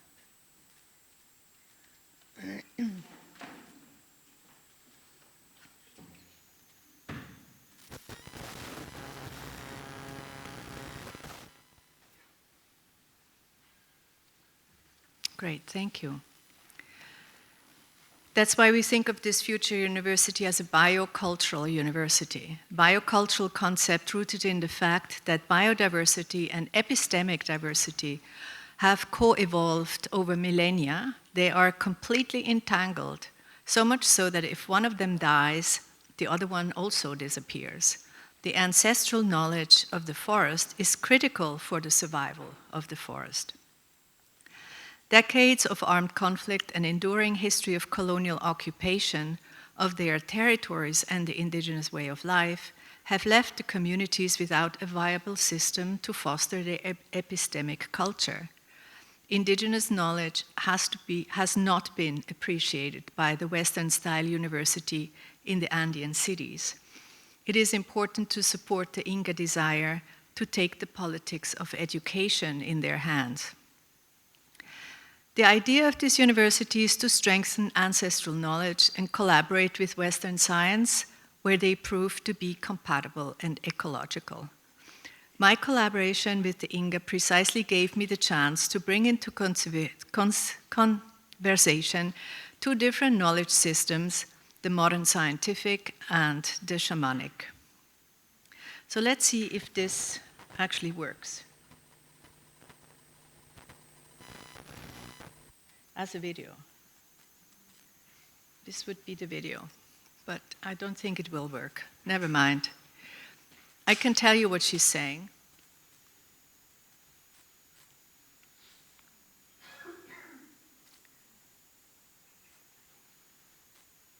And if you use the bottom there on the right, it just goes, no, yeah, the arrow, not. Then is the next slide. But usually you kick the next one and then the film starts rolling.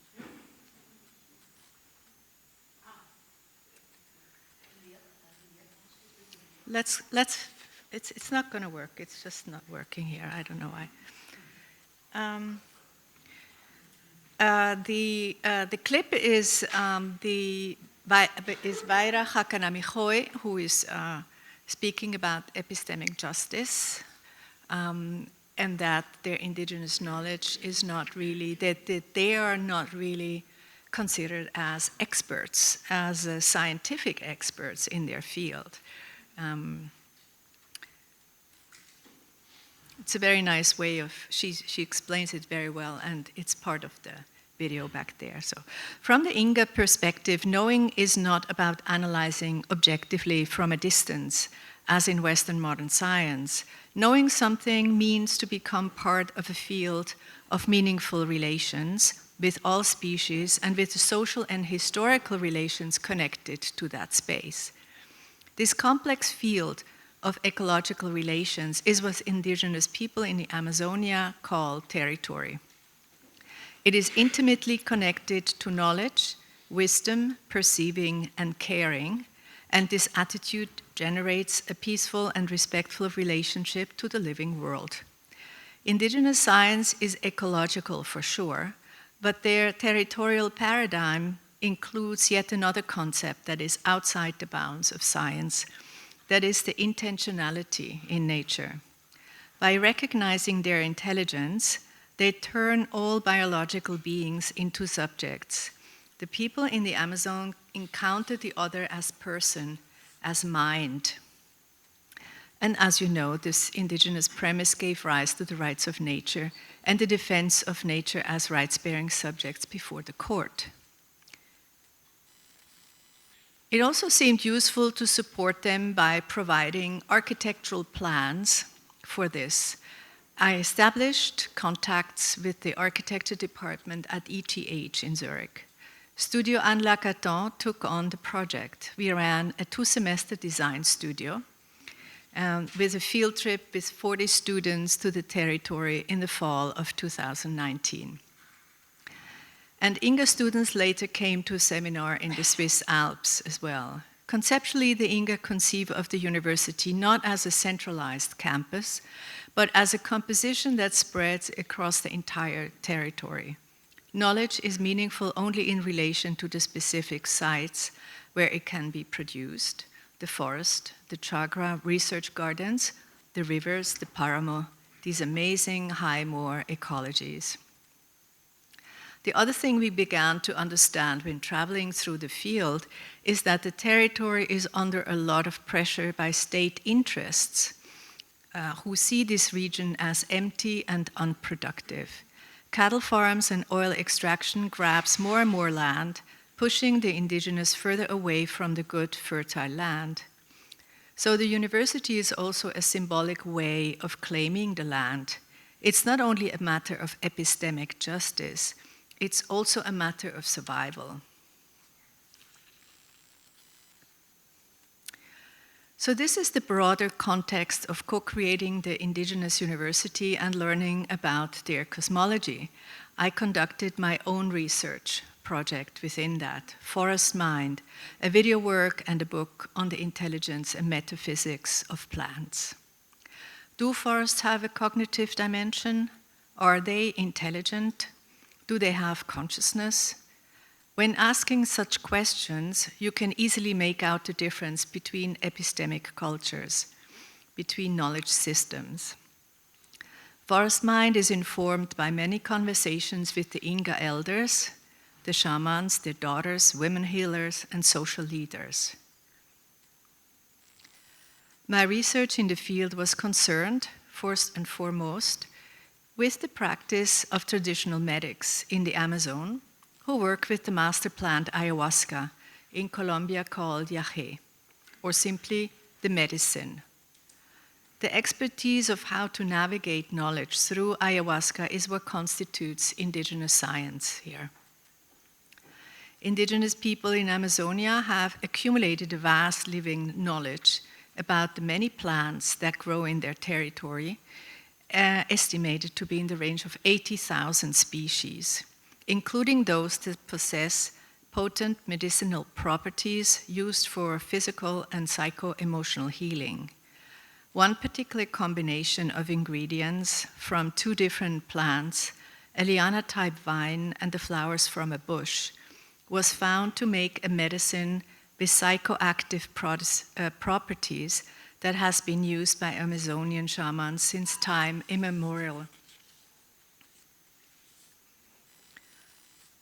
The plant communicates through chemistry, and part of that chemistry are neural transmitters, which, through a peculiar coevolution, happen to fit into the receptors in the human brain, creating a unique mode of telepathic communication between the plant and the person who ingests it. It's the result of millennia of coevolution hitting the part of the brain that activates the sensibilities of perceiving, sensing, and imaging. Indigenous science is based on visions and the trained skill of interpreting visionary and intuitive forms of communication. The indigenous populations consider it a master plant, a plant teacher. Western scientists who do ayahuasca-related research mostly investigate how the medicine affects the human brain. Personally, I was far more interested in the plant's agency and intentions, how its intelligence communicates with the forest people, and how the plant works its way into their community. The plant is mediating a collective experience.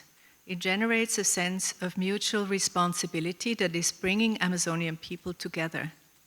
Mutual responsibility also applies to the territory. It binds people to the land. On a more personal level, it is mediating a fully embodied thinking, feeling, knowing, imaging. It is a psycho-integrator plant. Yahe is a brew taken during overnight ceremonies out in the forest under the guidance of one or several shamans. When ingested, the psychoactive agent excites the brain, prompting intense fluorescent visions which persist regardless of whether your eyes are open or closed.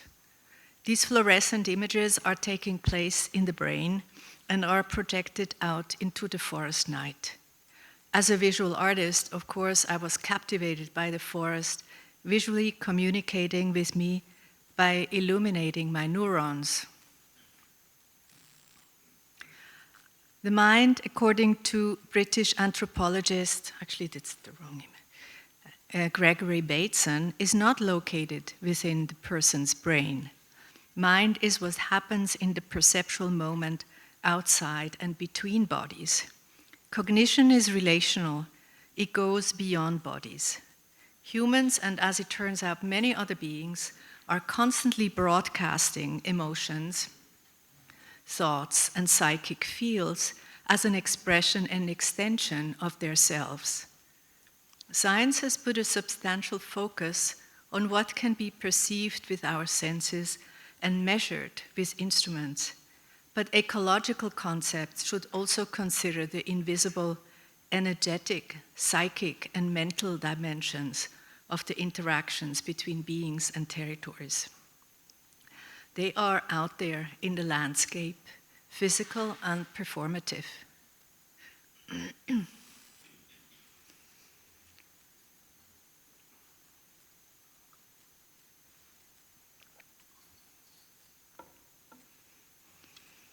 All kinds of organisms are known to have a sort of unconscious level of information processing, and this ability in plants turned out much more extensive than assumed.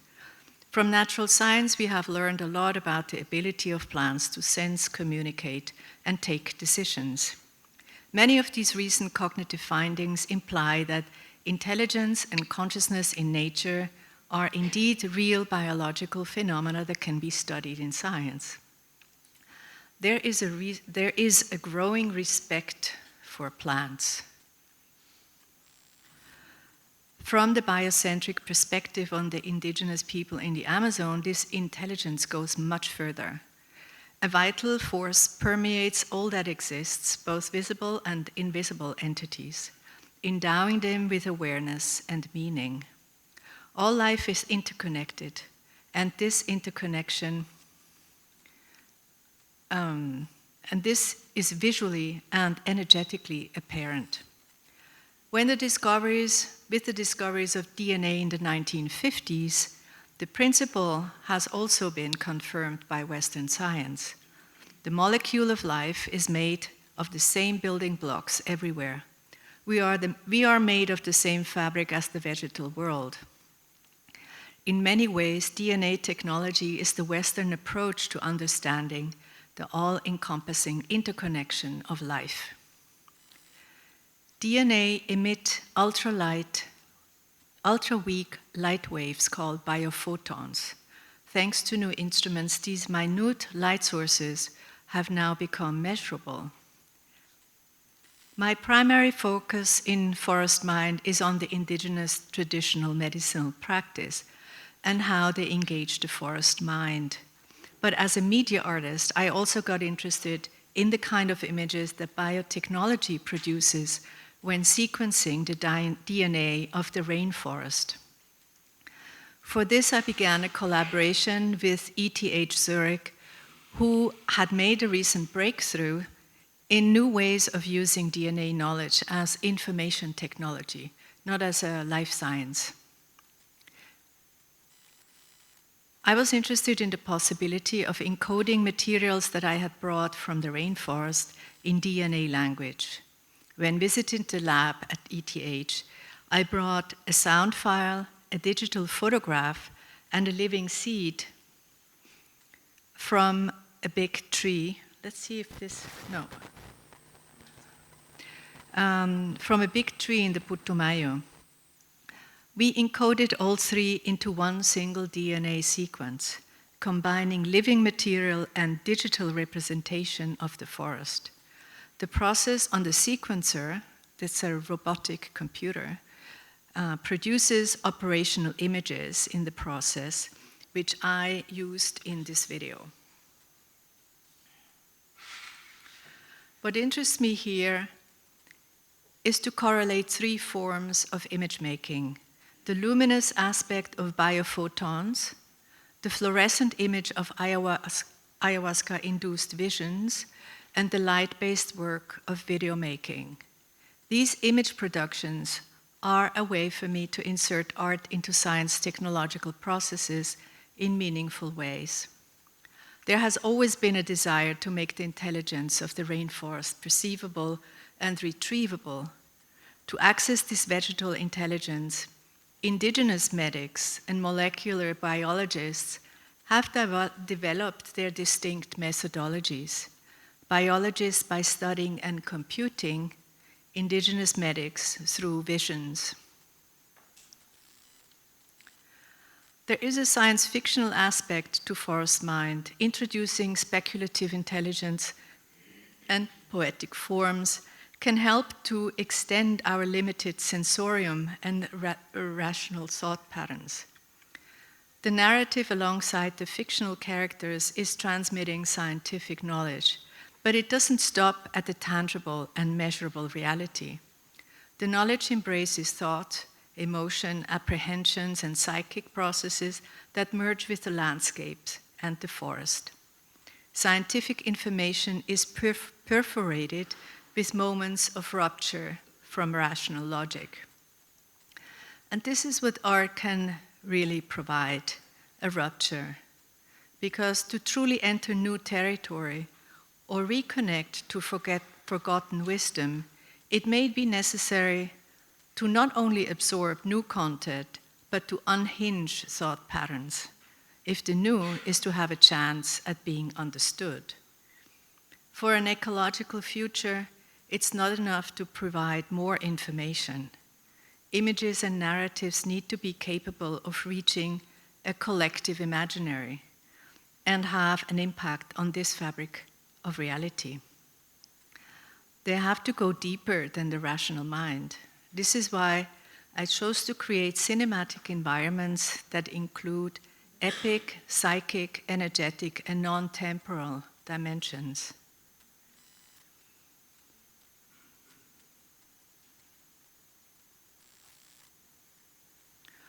Concluding, I want to come back to the university, the Indigenous University, and point out that the gesture of bringing an indigenous perspective into the reading of how science conceives the relationship between humans and the living world is motivated by the urgent need to embrace greater epistemological diversity.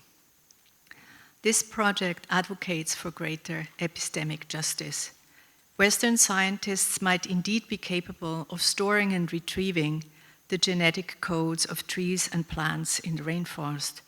But does it ever allow them to recreate these forests once they are destroyed? A different kind of sensibility will be required to assure an ecological continuation. Thank you.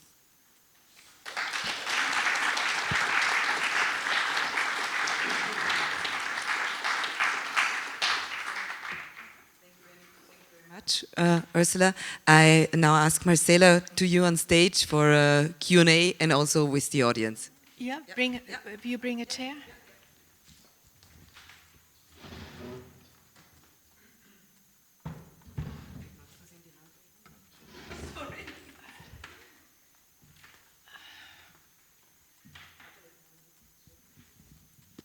No, it's fine. I can. Ah, du hast ja. You have one and I have one.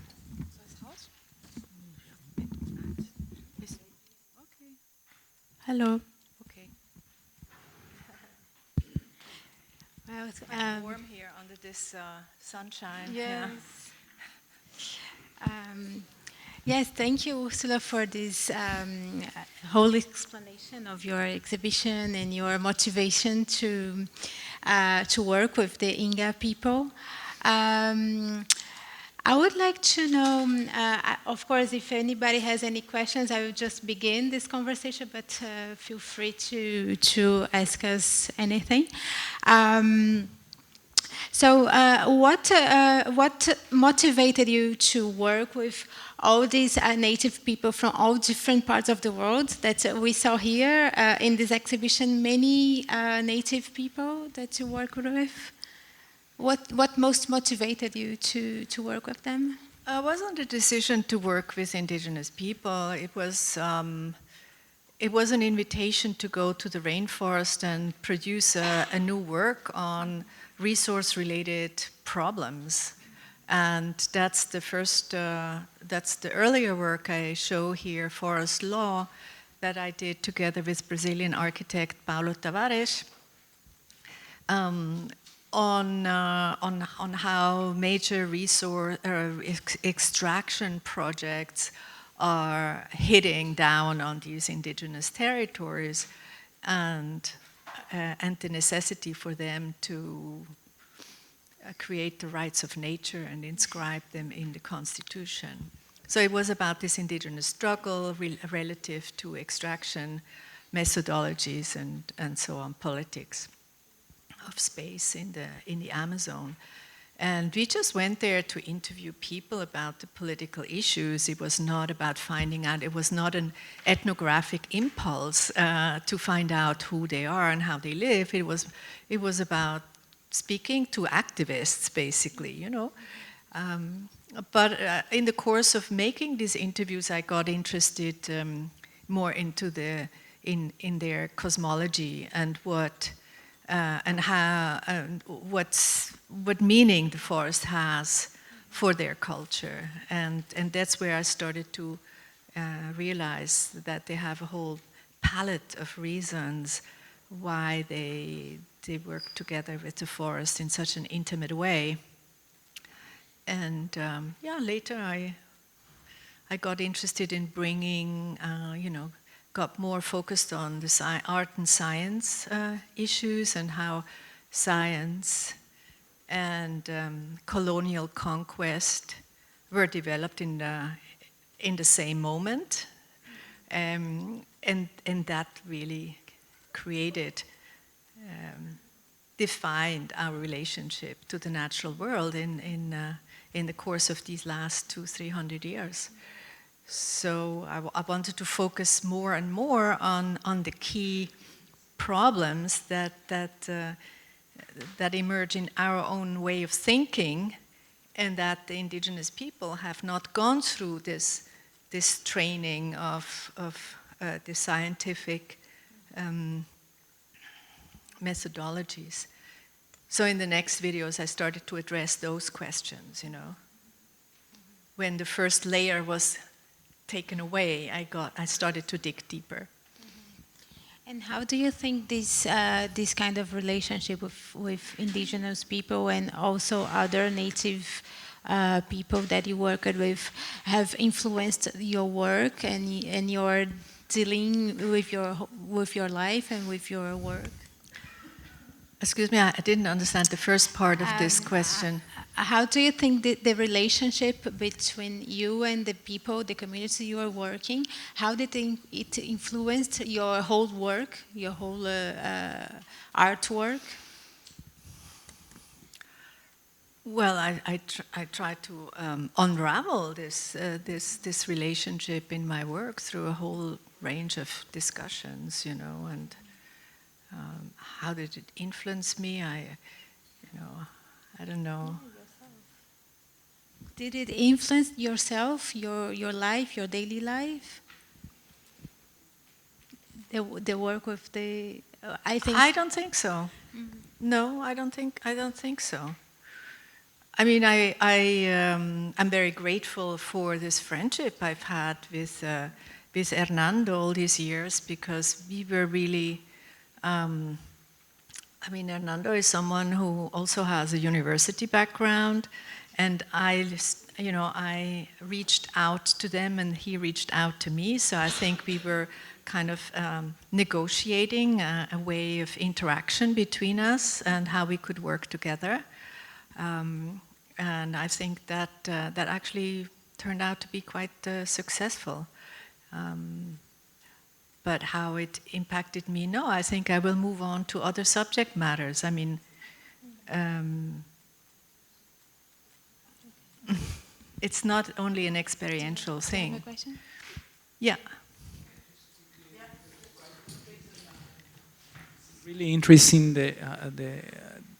the limit of the documentation and the artistic work. How can you balance that? It's quite hard, right, to have this documentation at the limit of the documentary, but at the same time working with video installations.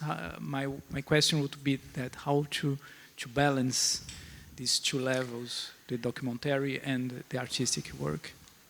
Well, my artistic practice has actually, it is a combination of this kind of field work, investigative videos, scientific findings, and poetic writing. And that is something that kind of, that mélange is something that has been called video essays. So I'm really a video essayist in the sense that I'm working with documentary materials, but I'm not, I make other things with it than, for instance, a journalist would do, probably, you know? So I think it's still very important to me to hear the voices of people on the ground and to hear their version of how they think about the issues. But I think we are no longer at the time, and like in the 80s, where filmmakers felt they were kind of the speaking channel for indigenous people who did not have a voice at the time. Today, this is very different. I mean, they're very active and travel a lot, and YouTube and everything. But I think that my work doesn't really start with a documentary impulse. It starts with, most often it starts with philosophy that I'm getting interested in. In this case, it was the rights of nature. And we were then thinking about where could we go to speak about that? In what geography can we land this idea? And that's how we chose the place. But in other videos, I used Manuel de Landa. In others, I used Donna Haraway, you know, Eduardo Kohn. I'm really starting from ideas and then develop a kind of a strategy of how to document the micropolitics on the ground, and then combine that with a narrative. But in some cases, like the Anthropocene, it was not enough to just document the now. We were talking about very big timelines, very long timelines, geological time. And so I started to invent fictional figures that could actually travel through those 12,000 years since the last ice melt and make observations and you know, make observations about the changes of the planet. And that's how I started with more speculative methods and using more poetic writing, because I realized that just adding more scientific facts was really not enough. They did not really enter the collective imaginary. We needed different images and different narratives also. So I started to experiment with that. Thank you.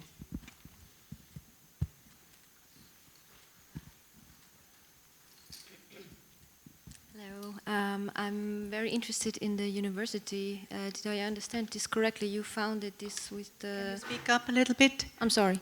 I'm interested in the university that you mentioned. Did I understand correctly that you founded this in collaboration with indigenous people? And how big is it? How many people are there? And is it in the rainforest or somewhere outside? Because I've been to the Amazon and I know the communities are usually far apart. How do people get there? And how many people are attending? And what kind of classes do you have? And the most important question, are you hiring? You're looking for a job. Yes. Yeah. Yeah, I had even 3 years ago, when we just started, I had just a small text on the museum wall, and I already had young people who wanted to sign up for the program. It was great. No, this university is still a conceptual project at this moment, and there is a Inga education team of 8 people working on the conceptualization, together with a number of academics that I had recruited to work together. And, but there are many different ideas that have to be negotiated also within the community. And there will be, eventually, there will be classes, but I think you don't need to understand this as a centralized campus, but as something very dispersed across the entire territory, with learning paths and learning sites. And these are some of the ideas that went into conceptualizing it. But right now, I took myself out of the project in spring 2023, after 5 years of collaborating with Hernando and the other Inga. It's an Inga-led project. I'm not proposing anything. I'm not proposing to build a university there, you know. And so I just try to support them in the ways with my means, you know, establishing this relationship with ETH in Zurich. There were master works that were done on this issue. They went back, then other Inga students came to Switzerland. It's kind of established a solid relationship between the two entities, and yeah. Thank you. And here we are still, Hernando and I. We made it through. Yeah. So do you think the Venir Universidad, this kind of lecture, this kind of event, it's a kind of extension of the university? Yeah, and I think that the exhibition I did in Bogota, showing Forest Mind and Devenir Universidad, I mean, it is the art museum of the National University. It is the power center of knowledge production in Colombia, and to show it right next door to it is also a way of showing there are other forms of knowing that are basically excluded from the university. You know? So I think it's a way to instigate some thoughts about their educational system and future collaborations. You know. And talks like that, or exhibitions. I mean, a lot of people respond to this because they find it an interesting idea to have a university that, or a pluriversity, as they would rather say, that is absolutely not based on our curricula. Yeah, there's a voice back there.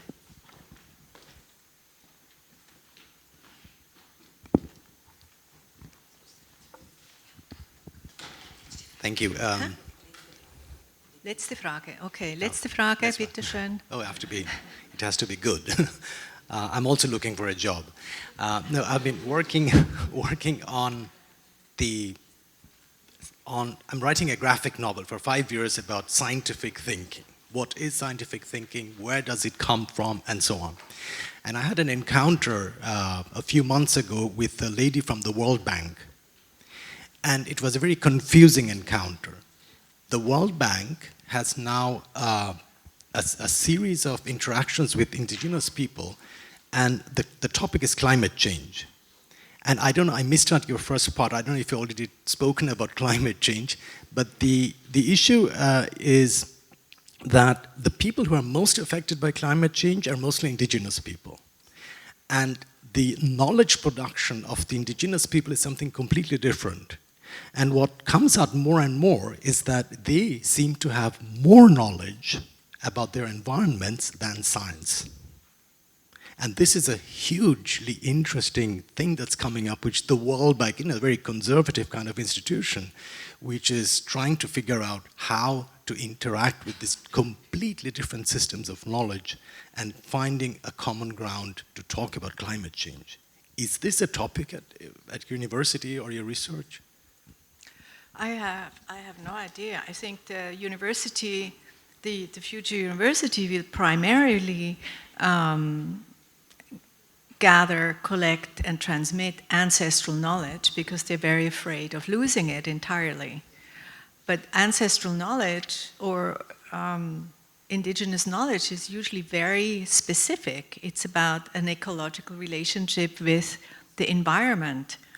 It's not easy to reproduce that knowledge that we usually write down and we generalize, and then it can be reproduced and everyone in classrooms around the world can read the same thing. It's not like that at all. And I think the World Bank will have a problem with this type of knowledge that they can't really get a grab of.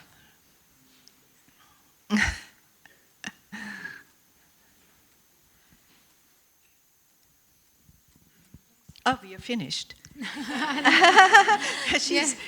Yeah. No. Thank you very much, Ursula. It's very nice to see both talks and both exhibitions. I guess one from inside out and here outside in. So I guess it's a nice combination, and also the both talks. And I think it will be very complementary with the talks of Cristina and Hernando. So thank you very much. Thank you, Marcella. And I would ask everybody that doesn't speak Spanish, the next one will be in Spanish. So if you want to get the... Thank you very much. Yes, thank you.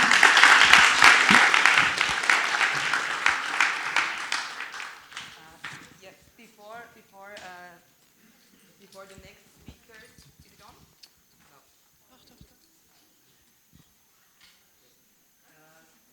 Some organizational thing. Cristina and Hernando, they will speak in Spanish, and we have Marie-Therese Gruber here, a very competent translator. So if you want to hear in English what they say on stage, please take one of these in-ear Flüsterkoffer translators for yourself. You understand? You understand? Yes, please. If everyone has their headphones. It will be like the following. Hernando and Cristina will give a lecture, and then it will be also followed by a Q&A with Marcella Marer again. She will then, you will talk in English, right? So, or you will speak Spanish with them. Okay, I got it. So that's fine for all of us. So we have Marie-Therese in our ears. We welcome Hernando Chindoy and Ana Cristina Rodriguez Munoz, who are deeply engaged in protecting and advocating for their ancestral Inca heritage in Colombia. Hernando is an indigenous leader and former governor of the Inca people of Aponte, known for his efforts to promote traditional medicine, biodiversity awareness, and indigenous rights. He was awarded for the Ecuador Prize in 2015 for his groundbreaking work on sustainable community models, and was instrumental in founding the Inca Pan-Amazonian Biocultural Pluriversity. Cristina's work integrates ancestral knowledge, feminist practice, and plant medicine as part of her vision for Enconera, a virtual pluriversity dedicated to indigenous and Afro-descendant communities in Latin America. Together, Hernando and Cristina will share insights into how museums and art spaces can function as collective tissues that addresses inequalities and celebrate the wisdom of indigenous cosmologies and ecological practices. Welcome. Thank you for being here.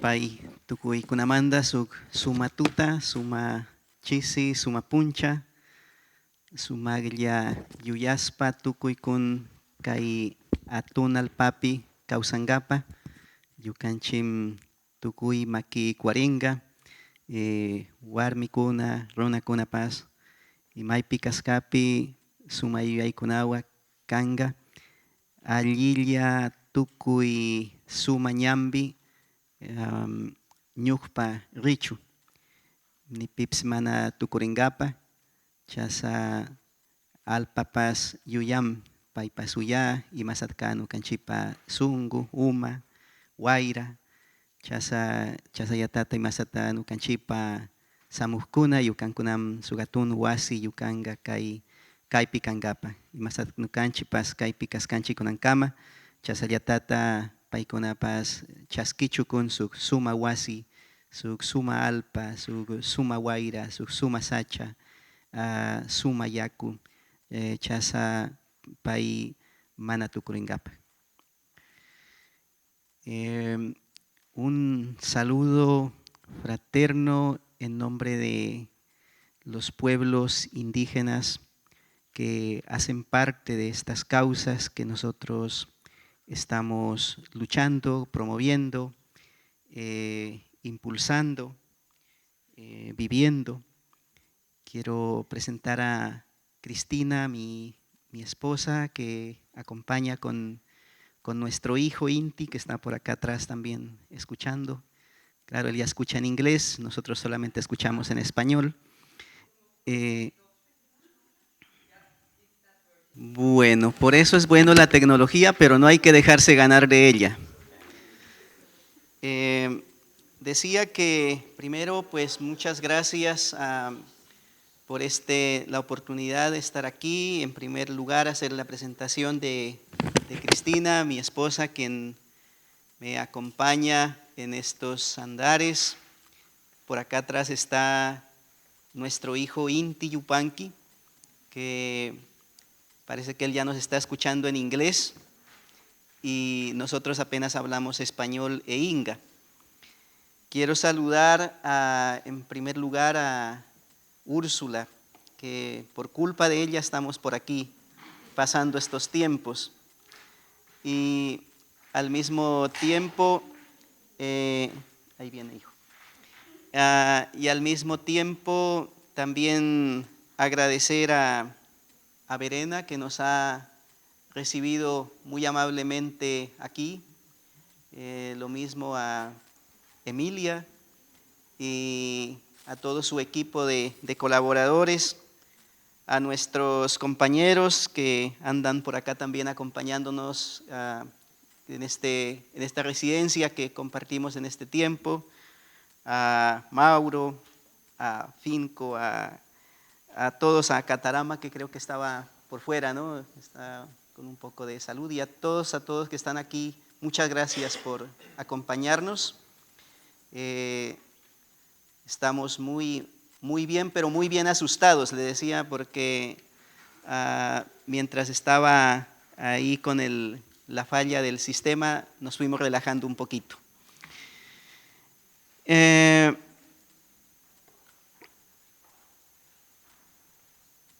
Un antecedente al que quisiéramos acudir de entrada es que nosotros, como pueblos indígenas en el mundo, pues todos creo que sabemos, somos alrededor de 476 millones, según los distintos informes de Naciones Unidas y estudios que han realizado.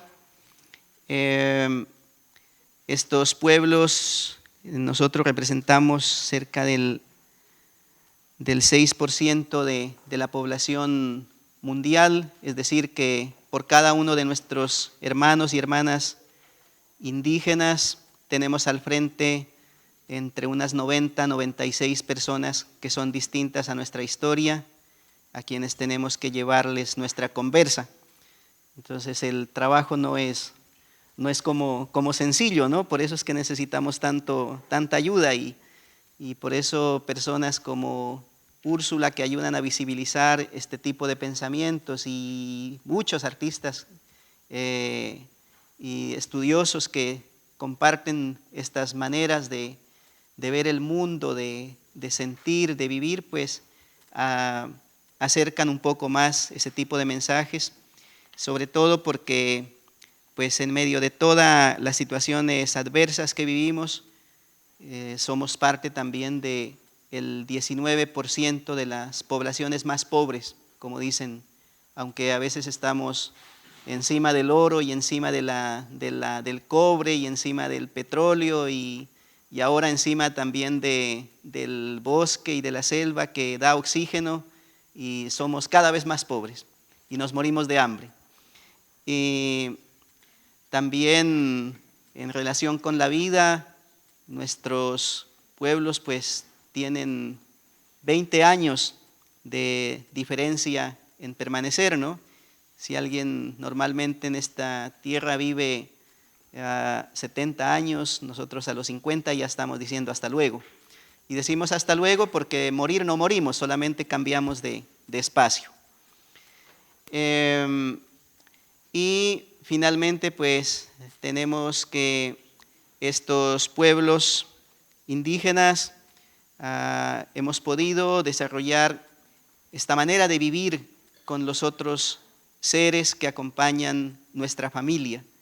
Decimos nosotros que el agua, que las piedras, que todos los elementos que están en torno a nuestro existir no son, como en la ciencia y los científicos dicen, objetos, y muchas veces objetos de estudio, de investigación, sino que son sujetos de derecho. Para nosotros son seres vivos, sintientes, que también tienen inteligencia, también tienen sabiduría, tienen sus propios lenguajes y tienen sus propias maneras de comunicar el conocimiento que ellos, ellas desarrollan en el largo camino de estar presentes aquí y en el largo camino de la vida que transitamos.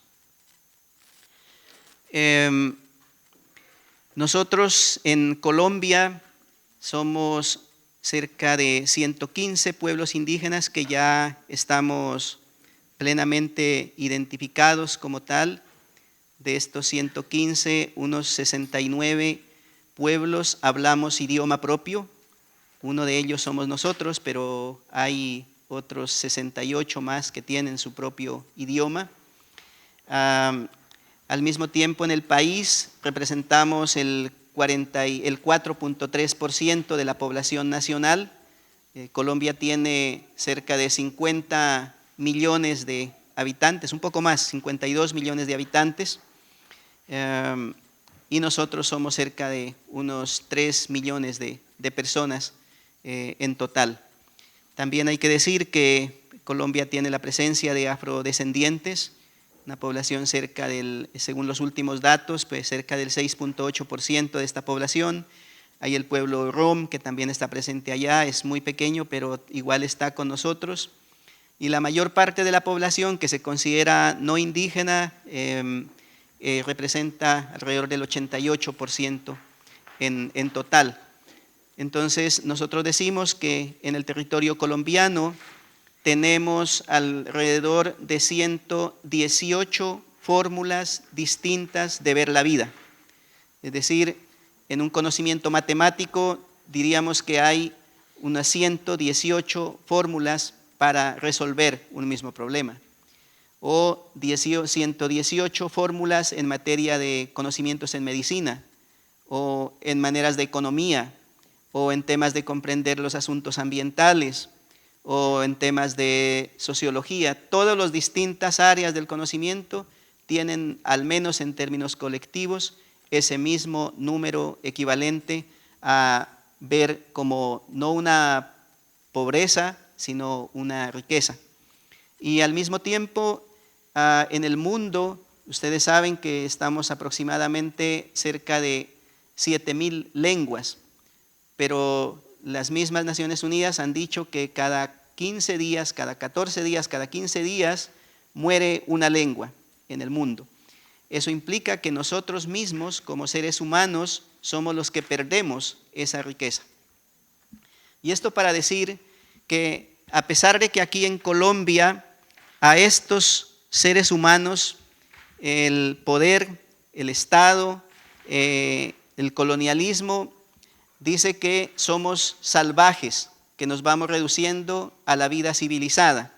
Todavía hoy existen normas que están vigentes y que esa es la dimensión que tienen de la percepción de nuestra vida. Y pese a todo ello, lo que queremos decir nosotros es que como seres humanos vemos que no somos diferentes. Y a mí me gusta decir esto en concreto. Ustedes que están sentados aquí, que tal vez no se consideran bajo ninguna circunstancia indígena, comen por una boca que nosotros también tenemos y cagan por un mismo hueco que también nosotros tenemos. Entonces, como población humana, tenemos las mismas características, las mismas condiciones en términos de nuestro físico, con los brazos, con los dedos, con los pies, con la cabeza, y tal vez somos distintos en historia, en lo que han llamado cultura, si quieren un poco el color de los ojos, de la piel, pero de resto no nos diferencia en nada. Y ocupamos la misma tierra, la tierra que llora, que se levanta cuando amanece el sol en un lado o cuando se oscurece, también ella descansa de cambio de luz para recibir la oscuridad o cambio de la oscuridad para recibir la luz. Ella también siente cansancio, también llora, también ríe y también tiene sus maneras de manifestarse. Ella nos sostiene a todos y por el hecho de que estén aquí en Europa, no están en otra tierra, no están en otro planeta. Es el mismo planeta que nos sostiene y por tanto nosotros no consideramos que los del norte tienen una manera distinta de percibir el oxígeno, el aire, y los que están en el sur otra manera. El aire tiene el mismo sabor allá y acá. El agua tiene el mismo sabor allá y acá. Ahora, que el agua esté envenenada, así como allá con el mercurio, con la explotación del oro, con la explotación del petróleo, se contamina y luego la tomamos, la bebemos nosotros y ahora tenemos en la Amazonía pueblos que están muriendo porque están tomando el agua con mercurio. Eso puede ser una situación concreta de ese sufrimiento a cambio del privilegio que acá muchas veces se vive. Pero ahora saben que la tierra, si se acaba, no se acaba solo para el indio, nos acabamos para todos, se acaba para todos.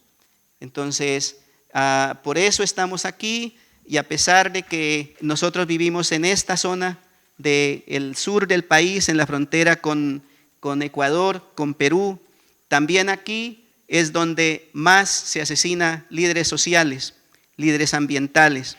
Los informes del año pasado, del 2023, reportan que en todo el mundo, Colombia es el primer país en donde se asesinan a personas indígenas y no indígenas que hablan como nosotros estamos hablando aquí. Y adicionalmente, del 100% de personas asesinadas como nosotros, el 40% son indígenas. Es decir, que a pesar de que somos la población minoritaria en todo el país, además tenemos que soportar los rigores de la guerra, los rigores del conflicto armado, del narcotráfico, de todo este tipo de situaciones adversas que Úrsula muy bien pudo observar cuando caminaba en parte de nuestros territorios. Pero igual, no es para quejarnos como estamos aquí presentes, porque afortunadamente todavía estamos de pie. Yo no soy artista, no soy estudiado en las universidades, soy inga.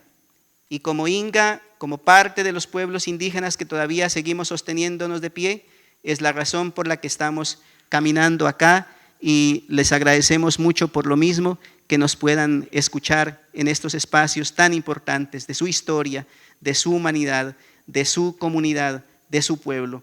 Y espero que los espíritus ancestrales que han estado aquí milenariamente también nos han concedido el permiso y la licencia para estar hablando con ustedes y poder estar transmitiendo un poco de lo que es nuestra vida. Gracias. Continúo. Bueno, como lo dijo Hernando, nosotros somos Inga, venimos del sur de la Gran Colombia.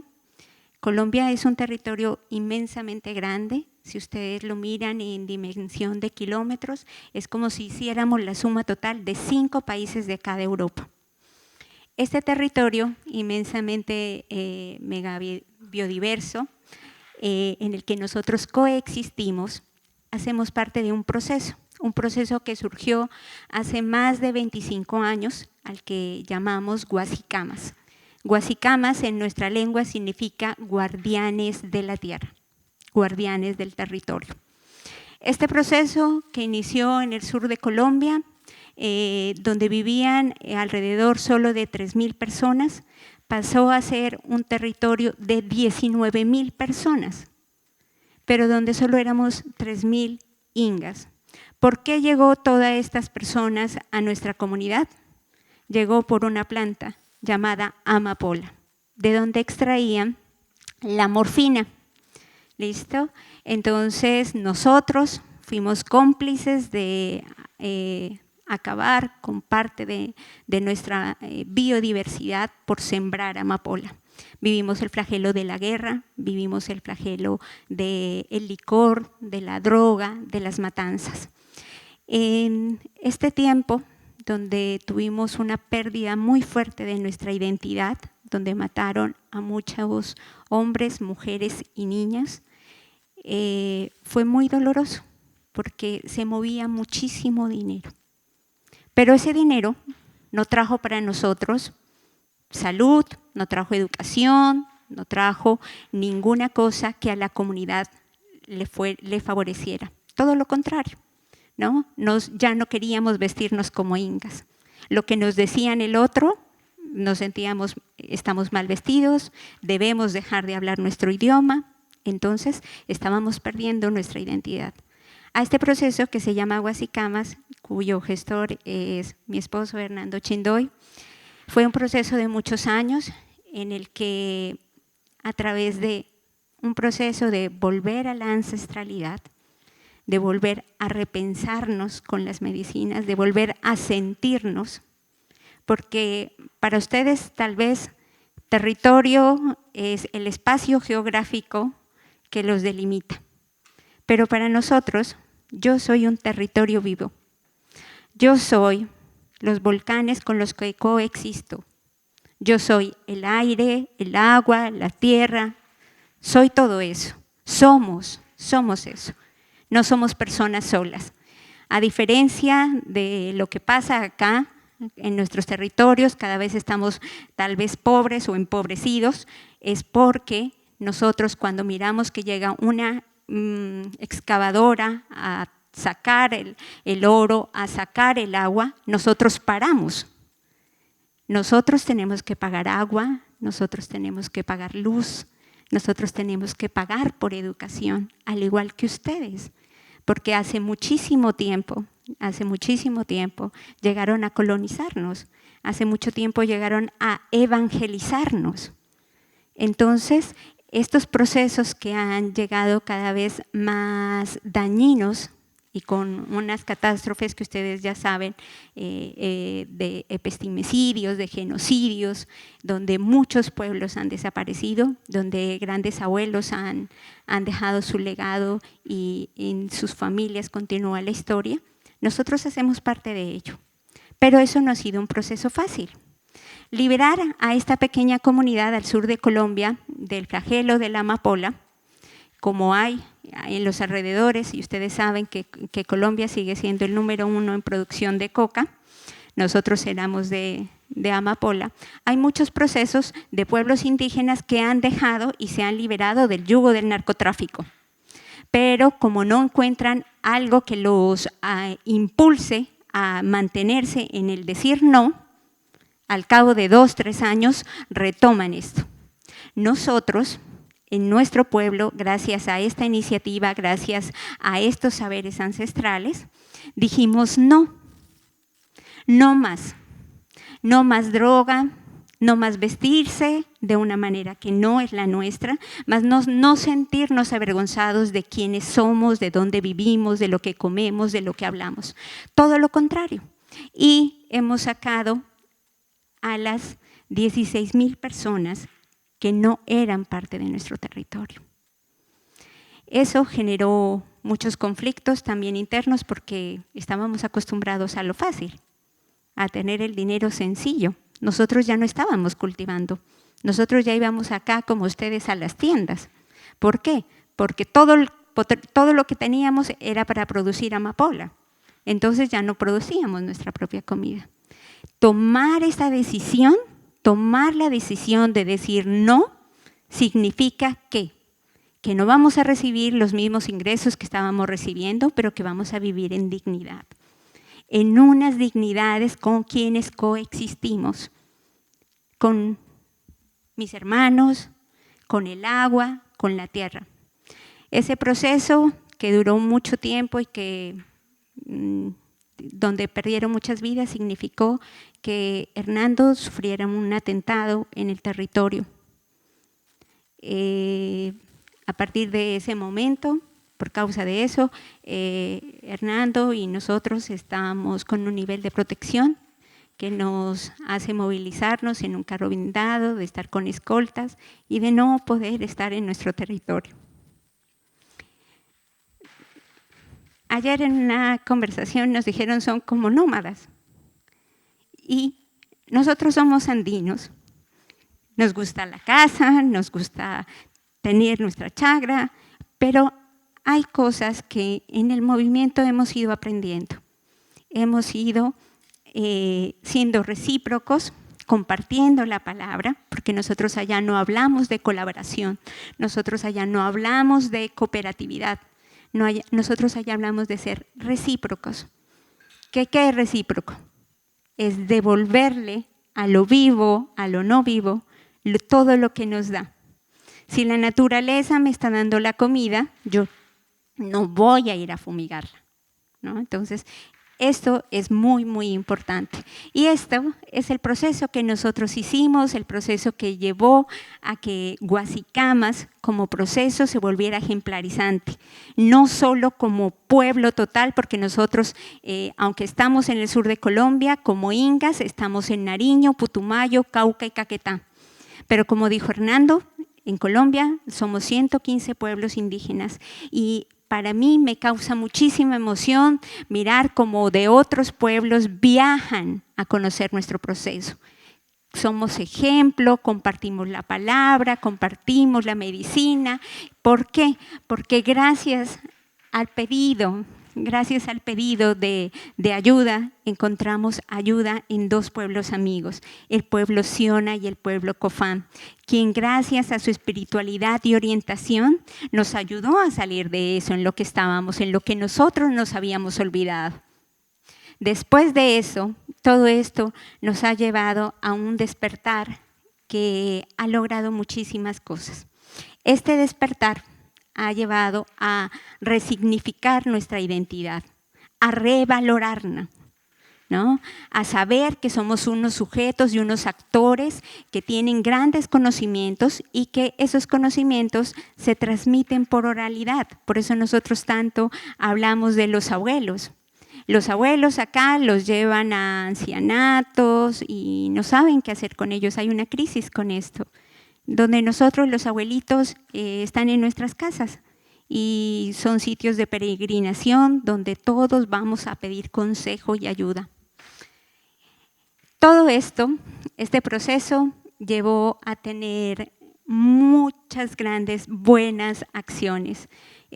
Nuestros territorios más cuidados, nuestros territorios más protegidos, haciendo temas de salvaguarda, con temas de liderazgo a través de la gobernanza, a través de la economía, porque lo que les digo, hay que fortalecernos económicamente. Nosotros también comemos, nosotros también necesitamos hacer muchas cosas. Lo que ustedes quieren para sus hijos, yo lo quiero para mi hijo y para el hijo de todos los niños que están allá en mi territorio, ¿no? Justicia, el tema de justicia.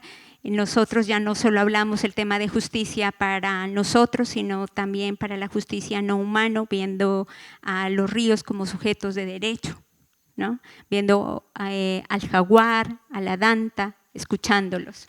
Y pasamos a un tema muy, muy importante que es con el que vamos a continuar y seguimos hablando, que es educación. Lo que les decía, estos procesos diversos han sido muy, muy fuertes, han sido unos procesos colectivos, no solo de nosotros como familia, sino que somos muchos. En un tiempo estuvimos solo con nuestro pueblo, con más de 19,000 personas, ingas, que hacemos parte de todo el territorio colombiano. Nos ha llevado a tener premios y a poder replicarlo como un ejemplo para nosotros, para no olvidarnos pese a muchas cosas que suceden allá. Y también durante 5 años atrás, Hernando fue el representante legal de una entidad llamada Aguay, una entidad territorial en la que Úrsula nos pudo acompañar y en el cual se dejó implementando un proyecto de devenir universidad.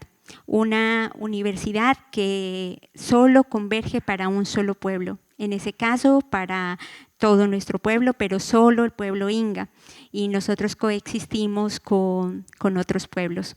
Entonces, en esa necesidad y en ese trabajo que nosotros como familia y Hernando como su líder entregó, ahora está a cargo de otra persona, un representante con un grupo de trabajo que a través de su gobernanza y de todo el avance que se pudo tener, siguen trabajándolo en el territorio para que nuestro pueblo pueda tener su universidad muy pronto, como ya lo hay en otros pueblos indígenas en Colombia, como el caso del Cauca.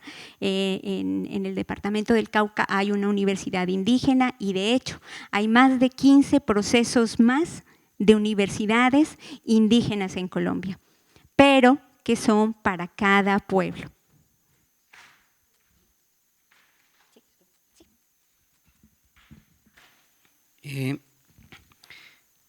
Para cerrar este antecedente, en Colombia el pueblo inga tiene 96 comunidades y nosotros comenzamos en una comunidad con 4,600 personas en total, de las cuales 3,500 éramos indígenas inga y alrededor de unas 1,000 personas son campesinos, llamamos a los mestizos. Y entre todos ellos construimos esta historia que Cristina ha detallado muy bien. Y luego en estos últimos años, estos últimos 5 años pasados, estuvimos al frente de todo el pueblo inga, que ya son las 96 comunidades con las que pues, pudimos encontrarnos de distintas maneras ahora para revitalizar lo que hemos llamado la gobernanza como nación ancestral presente en el país. Como somos incaicos, el idioma que hablamos, pues nos entendemos, ¿no? Entre Perú, Ecuador, Bolivia, en toda esta parte de la zona andino-amazónica, el idioma que comunicamos en nuestra comunidad se puede entender también hasta allá. Yo he tenido el honor de estar en distintas partes de estas comunidades en estos países y no ha sido difícil entendernos en nuestro propio idioma. Y la otra reflexión también es que los pueblos hemos tenido nuestro propio sistema en materia de educación, decimos como nuestras propias universidades. De otra manera, pues no tuvieran nuestros abuelos y nuestros antecesores los conocimientos que se han desarrollado bajo sus propias normas, protocolos de acceso al conocimiento. No es como acá con las ciudades universitarias, pero ahí han estado. Ahora lo que queremos es revitalizarlas bajo los conceptos que se están también co-creando y esperamos que en un futuro estos pueblos puedan compartir más esos conocimientos para que podamos entonces ser parte del desarrollo como población humana para poder seguir vivos. Ahora nos centramos en este ejercicio. Ekjonera es medicina.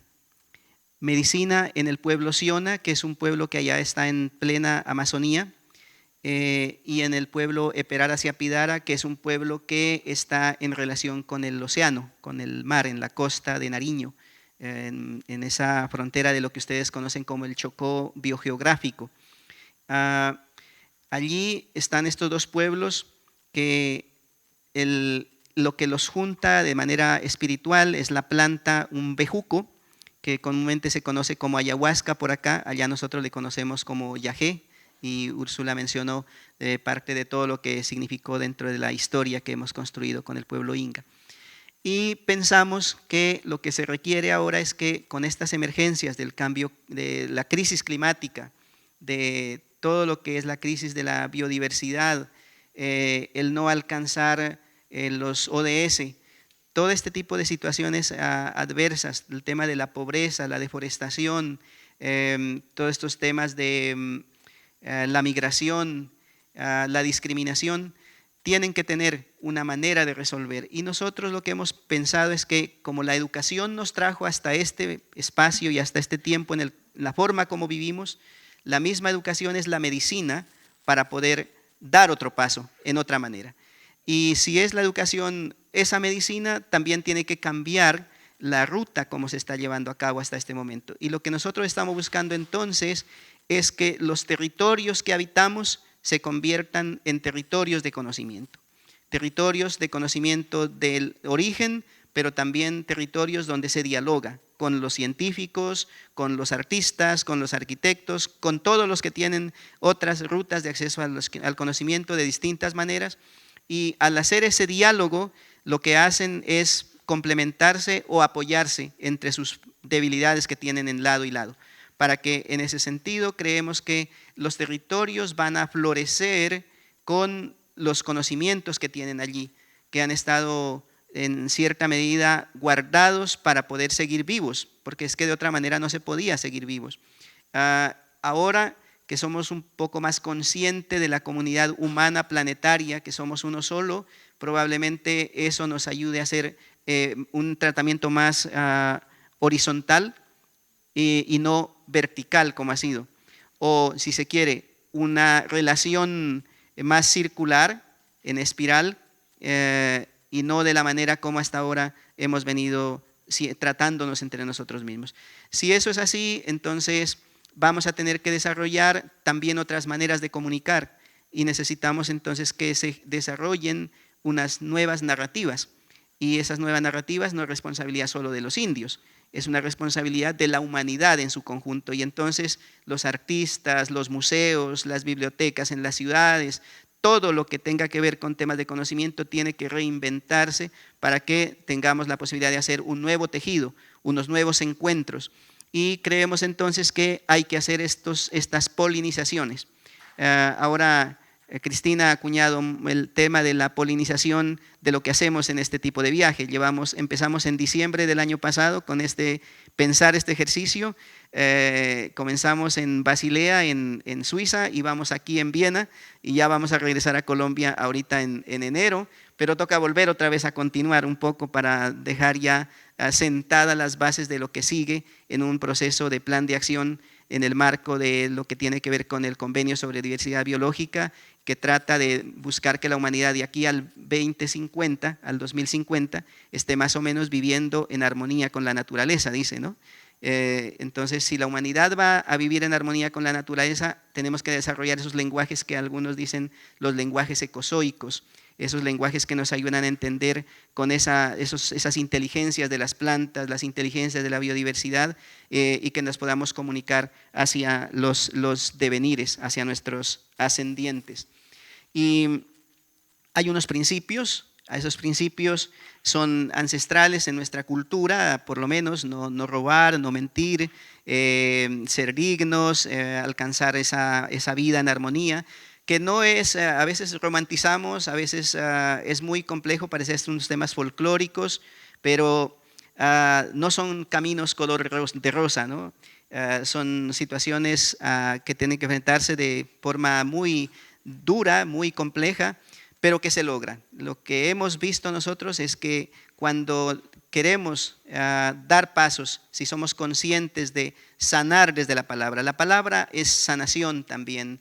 La palabra tiene su espíritu, que no es un tema de religión, que no es un tema nada de lo que hasta ahora somos acostumbrados a decir, sino es un tema de curación.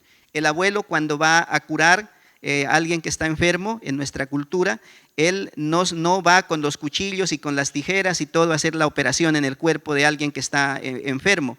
Él va con sus plantas y con sus esencias que curan el viento y el espacio, porque el territorio es un territorio, la tierra con su piel, con su vestido, los árboles que son su vestido, pero aquí dentro también esto es un territorio y la piel cubre a todo otro territorio dentro, que hay otros seres vivos aquí dentro también.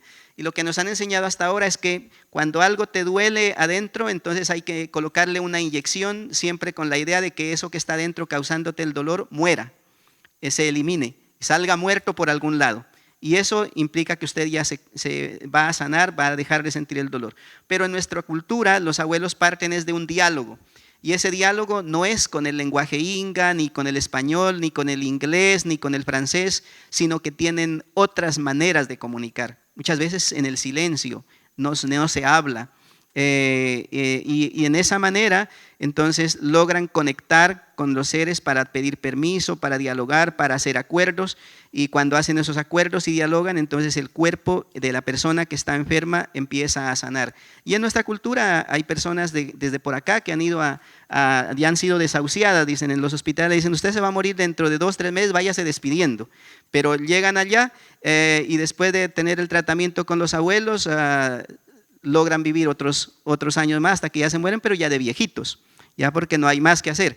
Entonces, eso ha pasado y han ido de distintas partes y ha sido muy, muy gratificante para nosotros saber que esos conocimientos están allí y que se pueden compartir con el mundo y que ahora pues se vuelven tan importantes para la vida en lo que ahora estamos haciendo. Entonces, allí tienen los principios, tienen lo que vamos a revitalizar dentro de del imaginario que tenemos del conocimiento, ya no solamente para nosotros, sino un tema planetario. Nosotros concebimos que estar acá es precisamente que nuestros pies puedan sentir, a ver la tierra cómo es que está sintiendo el calor o el frío o lo que le duele, y asimismo también en el lado de las Américas, para que nuestros jóvenes, entonces los que vienen más adelante, la humanidad que va a seguir con ellos puedan hermanarse más, darse un abrazo, y nos vamos a levantar por eso. Entonces por favor colóquense de pie, vamos a repartir un abracito al lado y lado, vamos a dar 2 abrazos para el vecino, el que está al lado, abracen, si culturalmente lo pueden hacer, claro, si culturalmente no lo pueden, si está prohibido, entonces no se abracen, pero si no, un abrazo a un lado, el abrazo al otro lado.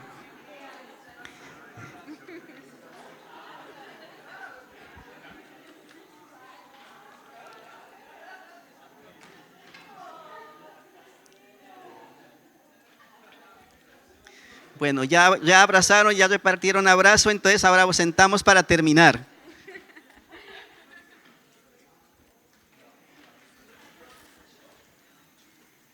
Bueno, el proceso de educación, como lo ha estado mencionando Hernando, a través de Econera, una medicina que es como este chumbe que yo porto y que en nuestra cultura y en nuestra tradición es de protección, es de sanidad, es de conexión para que la energía en el hombre circula de abajo hacia arriba y en la mujer circula de abajo, se encierra aquí, circula y se transforma y llega arriba, y que nos cobija a todos.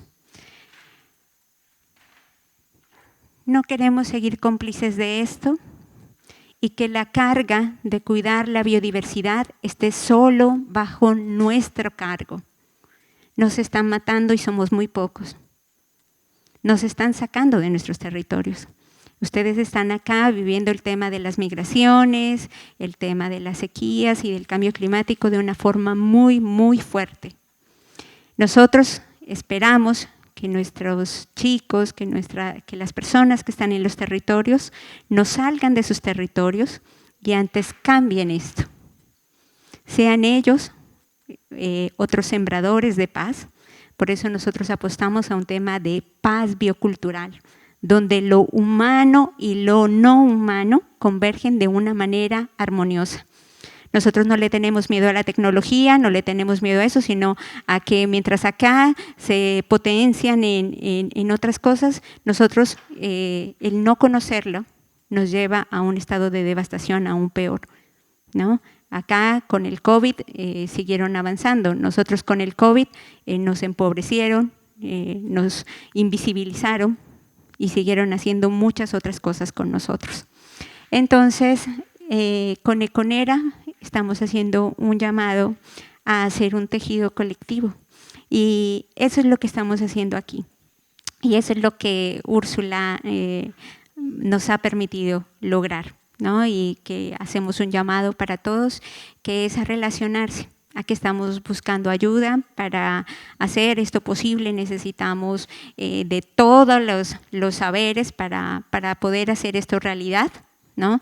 Esto es un proceso y los procesos toman tiempo, pero ya tenemos ejemplos. Y nosotros estamos aquí como familia apostándole a decir, hey, aquí estamos. Alguien nos preguntaba que si le tenemos miedo al tema relacional. Estamos todos los días relacionándonos con el tema extractivista, todos los días, y cada vez se potencia más. Ya no solo tenemos a las mineras, a las carboneras, a la del cobre, sino también el extractivismo epistemológico, ¿no? Tan fuerte. Pero si no creemos, si yo dejo de confiar, tal vez ya no hayan más ingas o tal vez ya no hayan más sionas, si no me doy la oportunidad de saber que yo coexisto con otras personas y que en ellas hay una bondad, que en ellas hay algo muy bueno, ¿no? Entonces, les agradecemos infinitamente y los dejamos con esta reflexión. Bueno, esa la pueden leer ustedes que saben inglés. Queremos agradecer a estos espacios que hoy por hoy nos hemos encontrado en los países que hemos visitado en Europa. Para nosotros han sido como lugares también de salvaguarda de los conocimientos que, si bien fueron extraídos de una manera brusca, también hoy reportan como la esperanza de volver a revivir. Solamente es cuestión de tener una estrategia para volverse a levantar de nuevo y esperamos también que en esa medida se potencien más los encuentros, los tejidos de distintos colores y, como decía Cristina, esa corresponsabilidad entre todos nosotros para seguir con la vida. Muchísimas gracias. Bye, bye.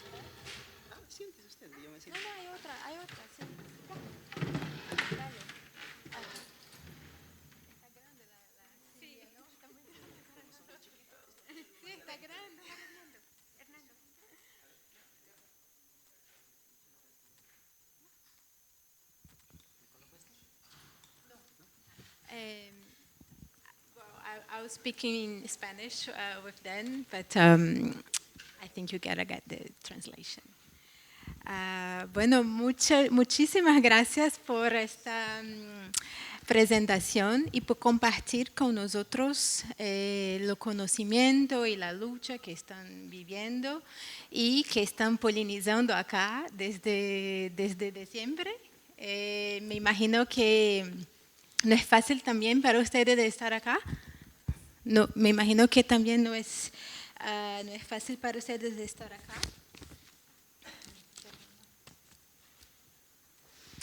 Y me pregunto cómo acá estamos en este espacio que es una casa de la arte, de los artistas, que ustedes están haciendo una residencia artística acá, están viviendo acá por 2 meses.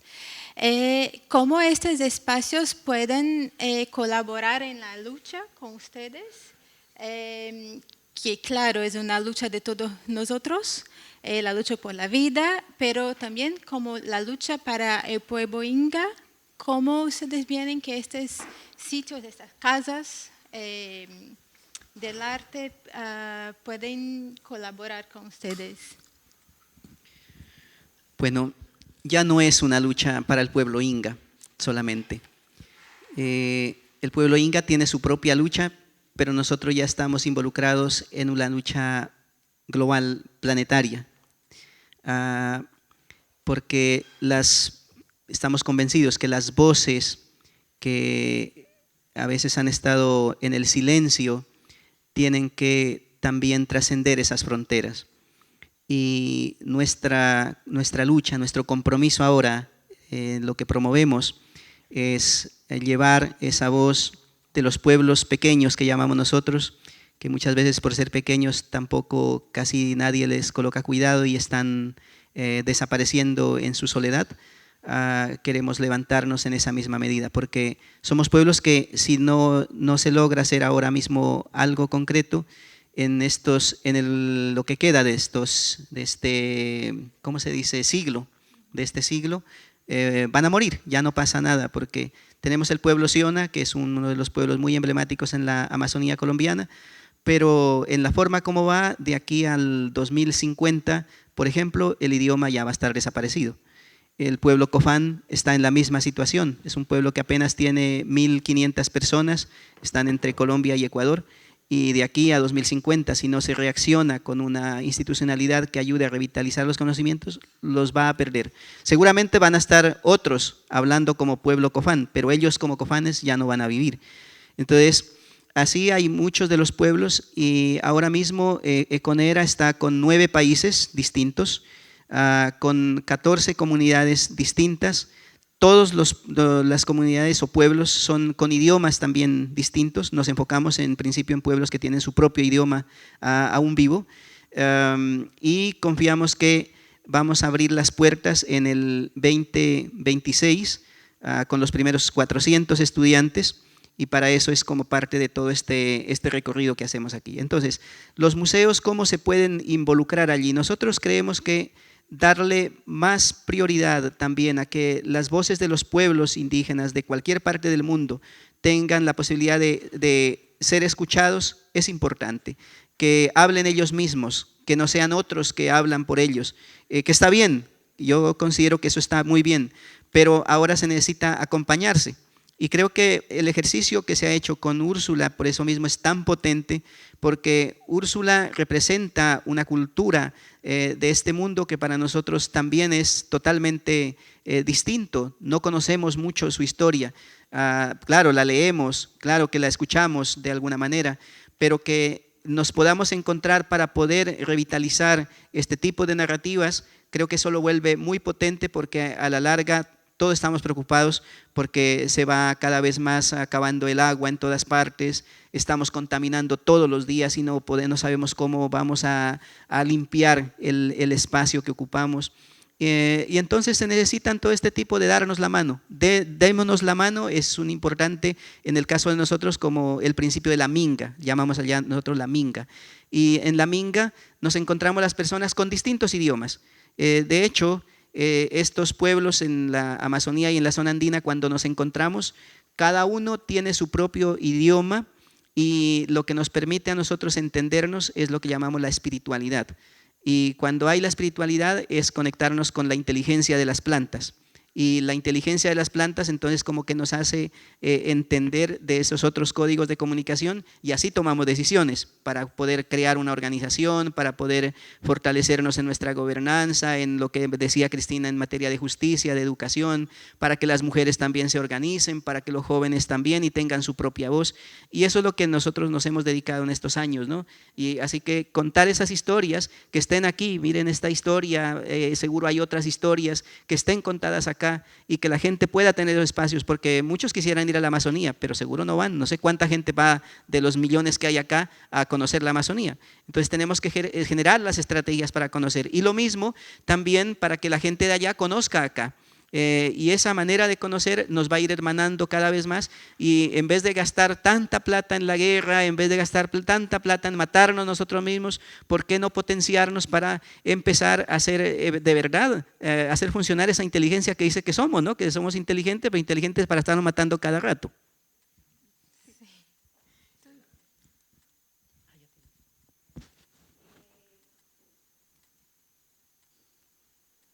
Otra forma es que concebimos el arte como un idioma universal, ¿no?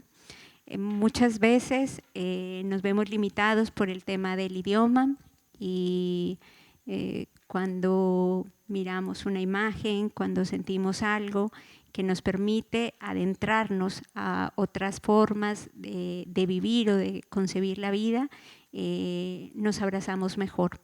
Entonces, estas casas los vemos como un albergue que abriga y en el cual son semillas para polinizar para quien sabe ver con otros ojos que no son estos ojos, para quienes saben sentir no con esta piel, porque hay personas que sienten con algo más adentro que está aquí, que nos permita que esto que está aquí lo unamos a esto y lo volvamos verbo, porque estamos en una época de mucho diálogo, vamos a la COP15, COP20, COP30 y vamos a seguir en todos estos diálogos, pero el hacer nos está costando muchísimo.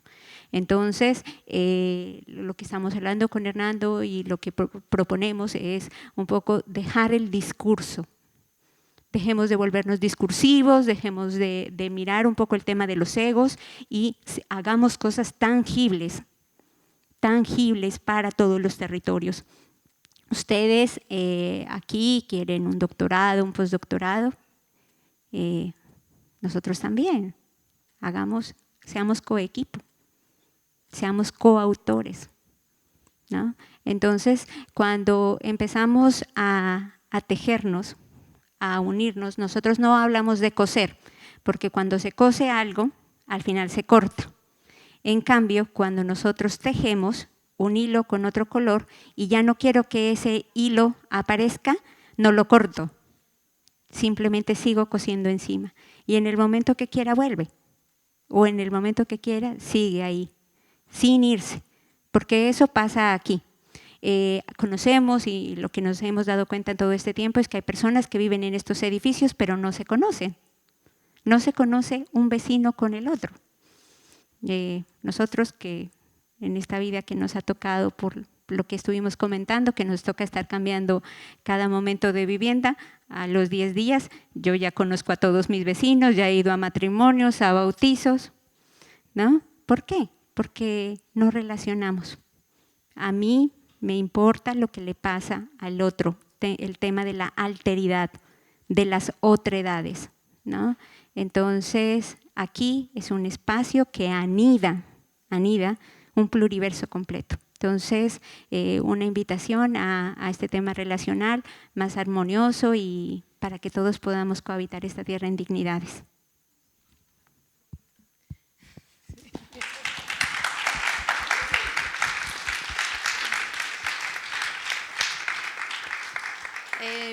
Por los calurosos aplausos desde antes, cuando hablaron, pienso que ustedes tienen preguntas a ellos dos.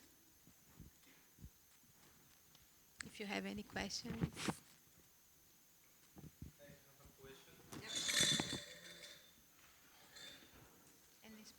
Ana Cristina, thank you so much, Hernando. Alfredo, puede decir en español a ellos. Sí, muchas gracias Ana Cristina y Hernando por sus palabras.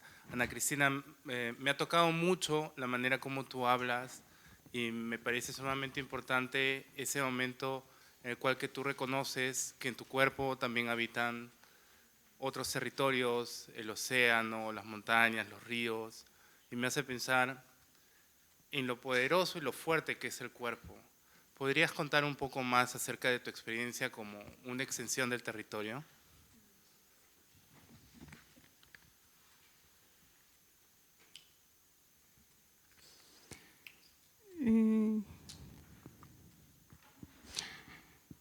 Bueno, creo que nacemos así, ¿no?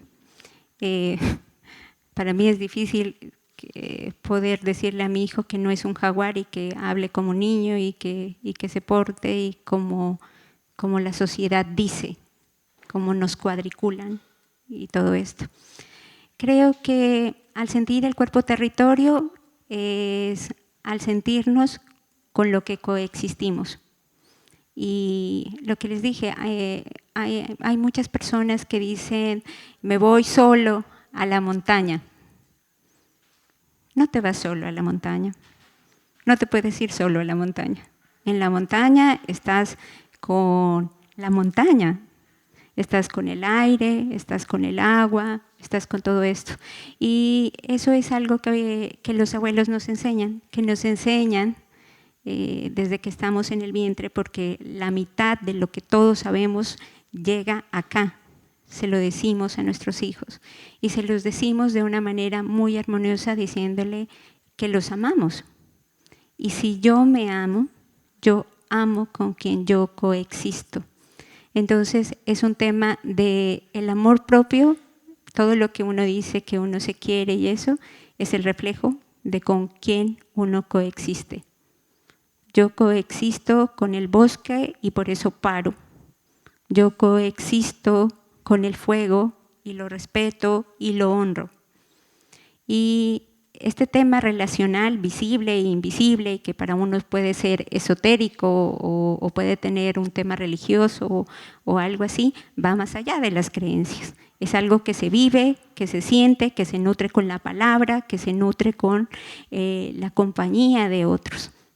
A nuestros territorios van y nos dicen, pero comen carne, los creíamos vegetarianos, pero en nuestros territorios cazamos, en nuestros territorios creamos gallinitas, tenemos los pescados y hacemos esto. Entonces, el poder sentir y poder dilucidar esto es un tema de ser un diseñador de nuestras vidas. Y este sueño, este diseño sueño de nuestras vidas, la medicina nos enseña a tener una corresponsabilidad frente a ellos y al despertar. Cuando estamos despiertos es que nos damos cuenta que estamos en una matrix, que esto es, tú puedes seguir llevado bajo este mismo círculo, pero donde nosotros hay algo más que es el llamado de los abuelos. Nosotros estamos aquí por ellos. Hay una expresión en la cultura que se llama enchumbar. Y enchumbar es lo que tiene Cristina en el cinturón. Y allá ustedes pueden ver la tierra que tiene alrededor. Es lo que se conoce como el trópico, la línea ecuatorial entre el trópico de Cáncer y el trópico de Capricornio. Y esa parte es donde la tierra como que tiene abrigo constante. Y el abrigo constante es vida. Por eso cuando la mujer queda en embarazo y empieza a crecer el bebé en su vientre, está efectivamente dando vida. La tierra es también esa extensión entonces del territorio en la mujer, en lo más finito, digamos, y también en ella misma en su magnitud, ¿no? De lo que es ella como un ser vivo. Y entonces al mismo tiempo ahora lo que creemos nosotros es que los abuelos nos han enseñado que para que un niño salga sano, tenga buena salud, tenga un buen entendimiento del mundo que va a vivir, la mamá debe haber hecho todo un proceso de enchumbe. Entonces, ahora para poder de nuevo que la tierra vuelva a tener una luz armoniosa, una energía armoniosa para todos, creemos que hay que hacer también ese proceso de enchumbar. Y la educación tiene mucho que ver, el arte tiene mucho que ver allí para poder explicar esas extensiones territoriales desde lo más pequeño hacia lo más grande o de lo más grande también hacia lo más pequeño, en la vida misma que somos nosotros, ¿no?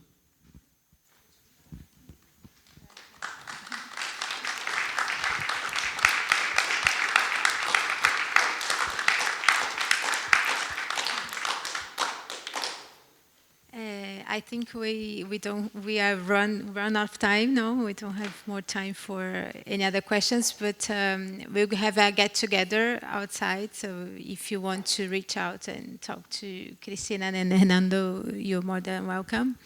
Dijo que no tenemos más tiempo para preguntas, pero la gente puede preguntar a ustedes ahí afuera. Vamos a estar todos juntos. Muchísimas gracias. Una feliz noche a todos. Gracias. Thank you, Cristina. Thank you, Hernando. Thank you, Marcella. Thank you, Eduardo, Alfredo, Ursula, and Rodrigo. I hope you had an inspiring afternoon. I had it. We invite you for a drink outside, and I hope you have some interesting conversation following this symposium. Thank you very much for being here.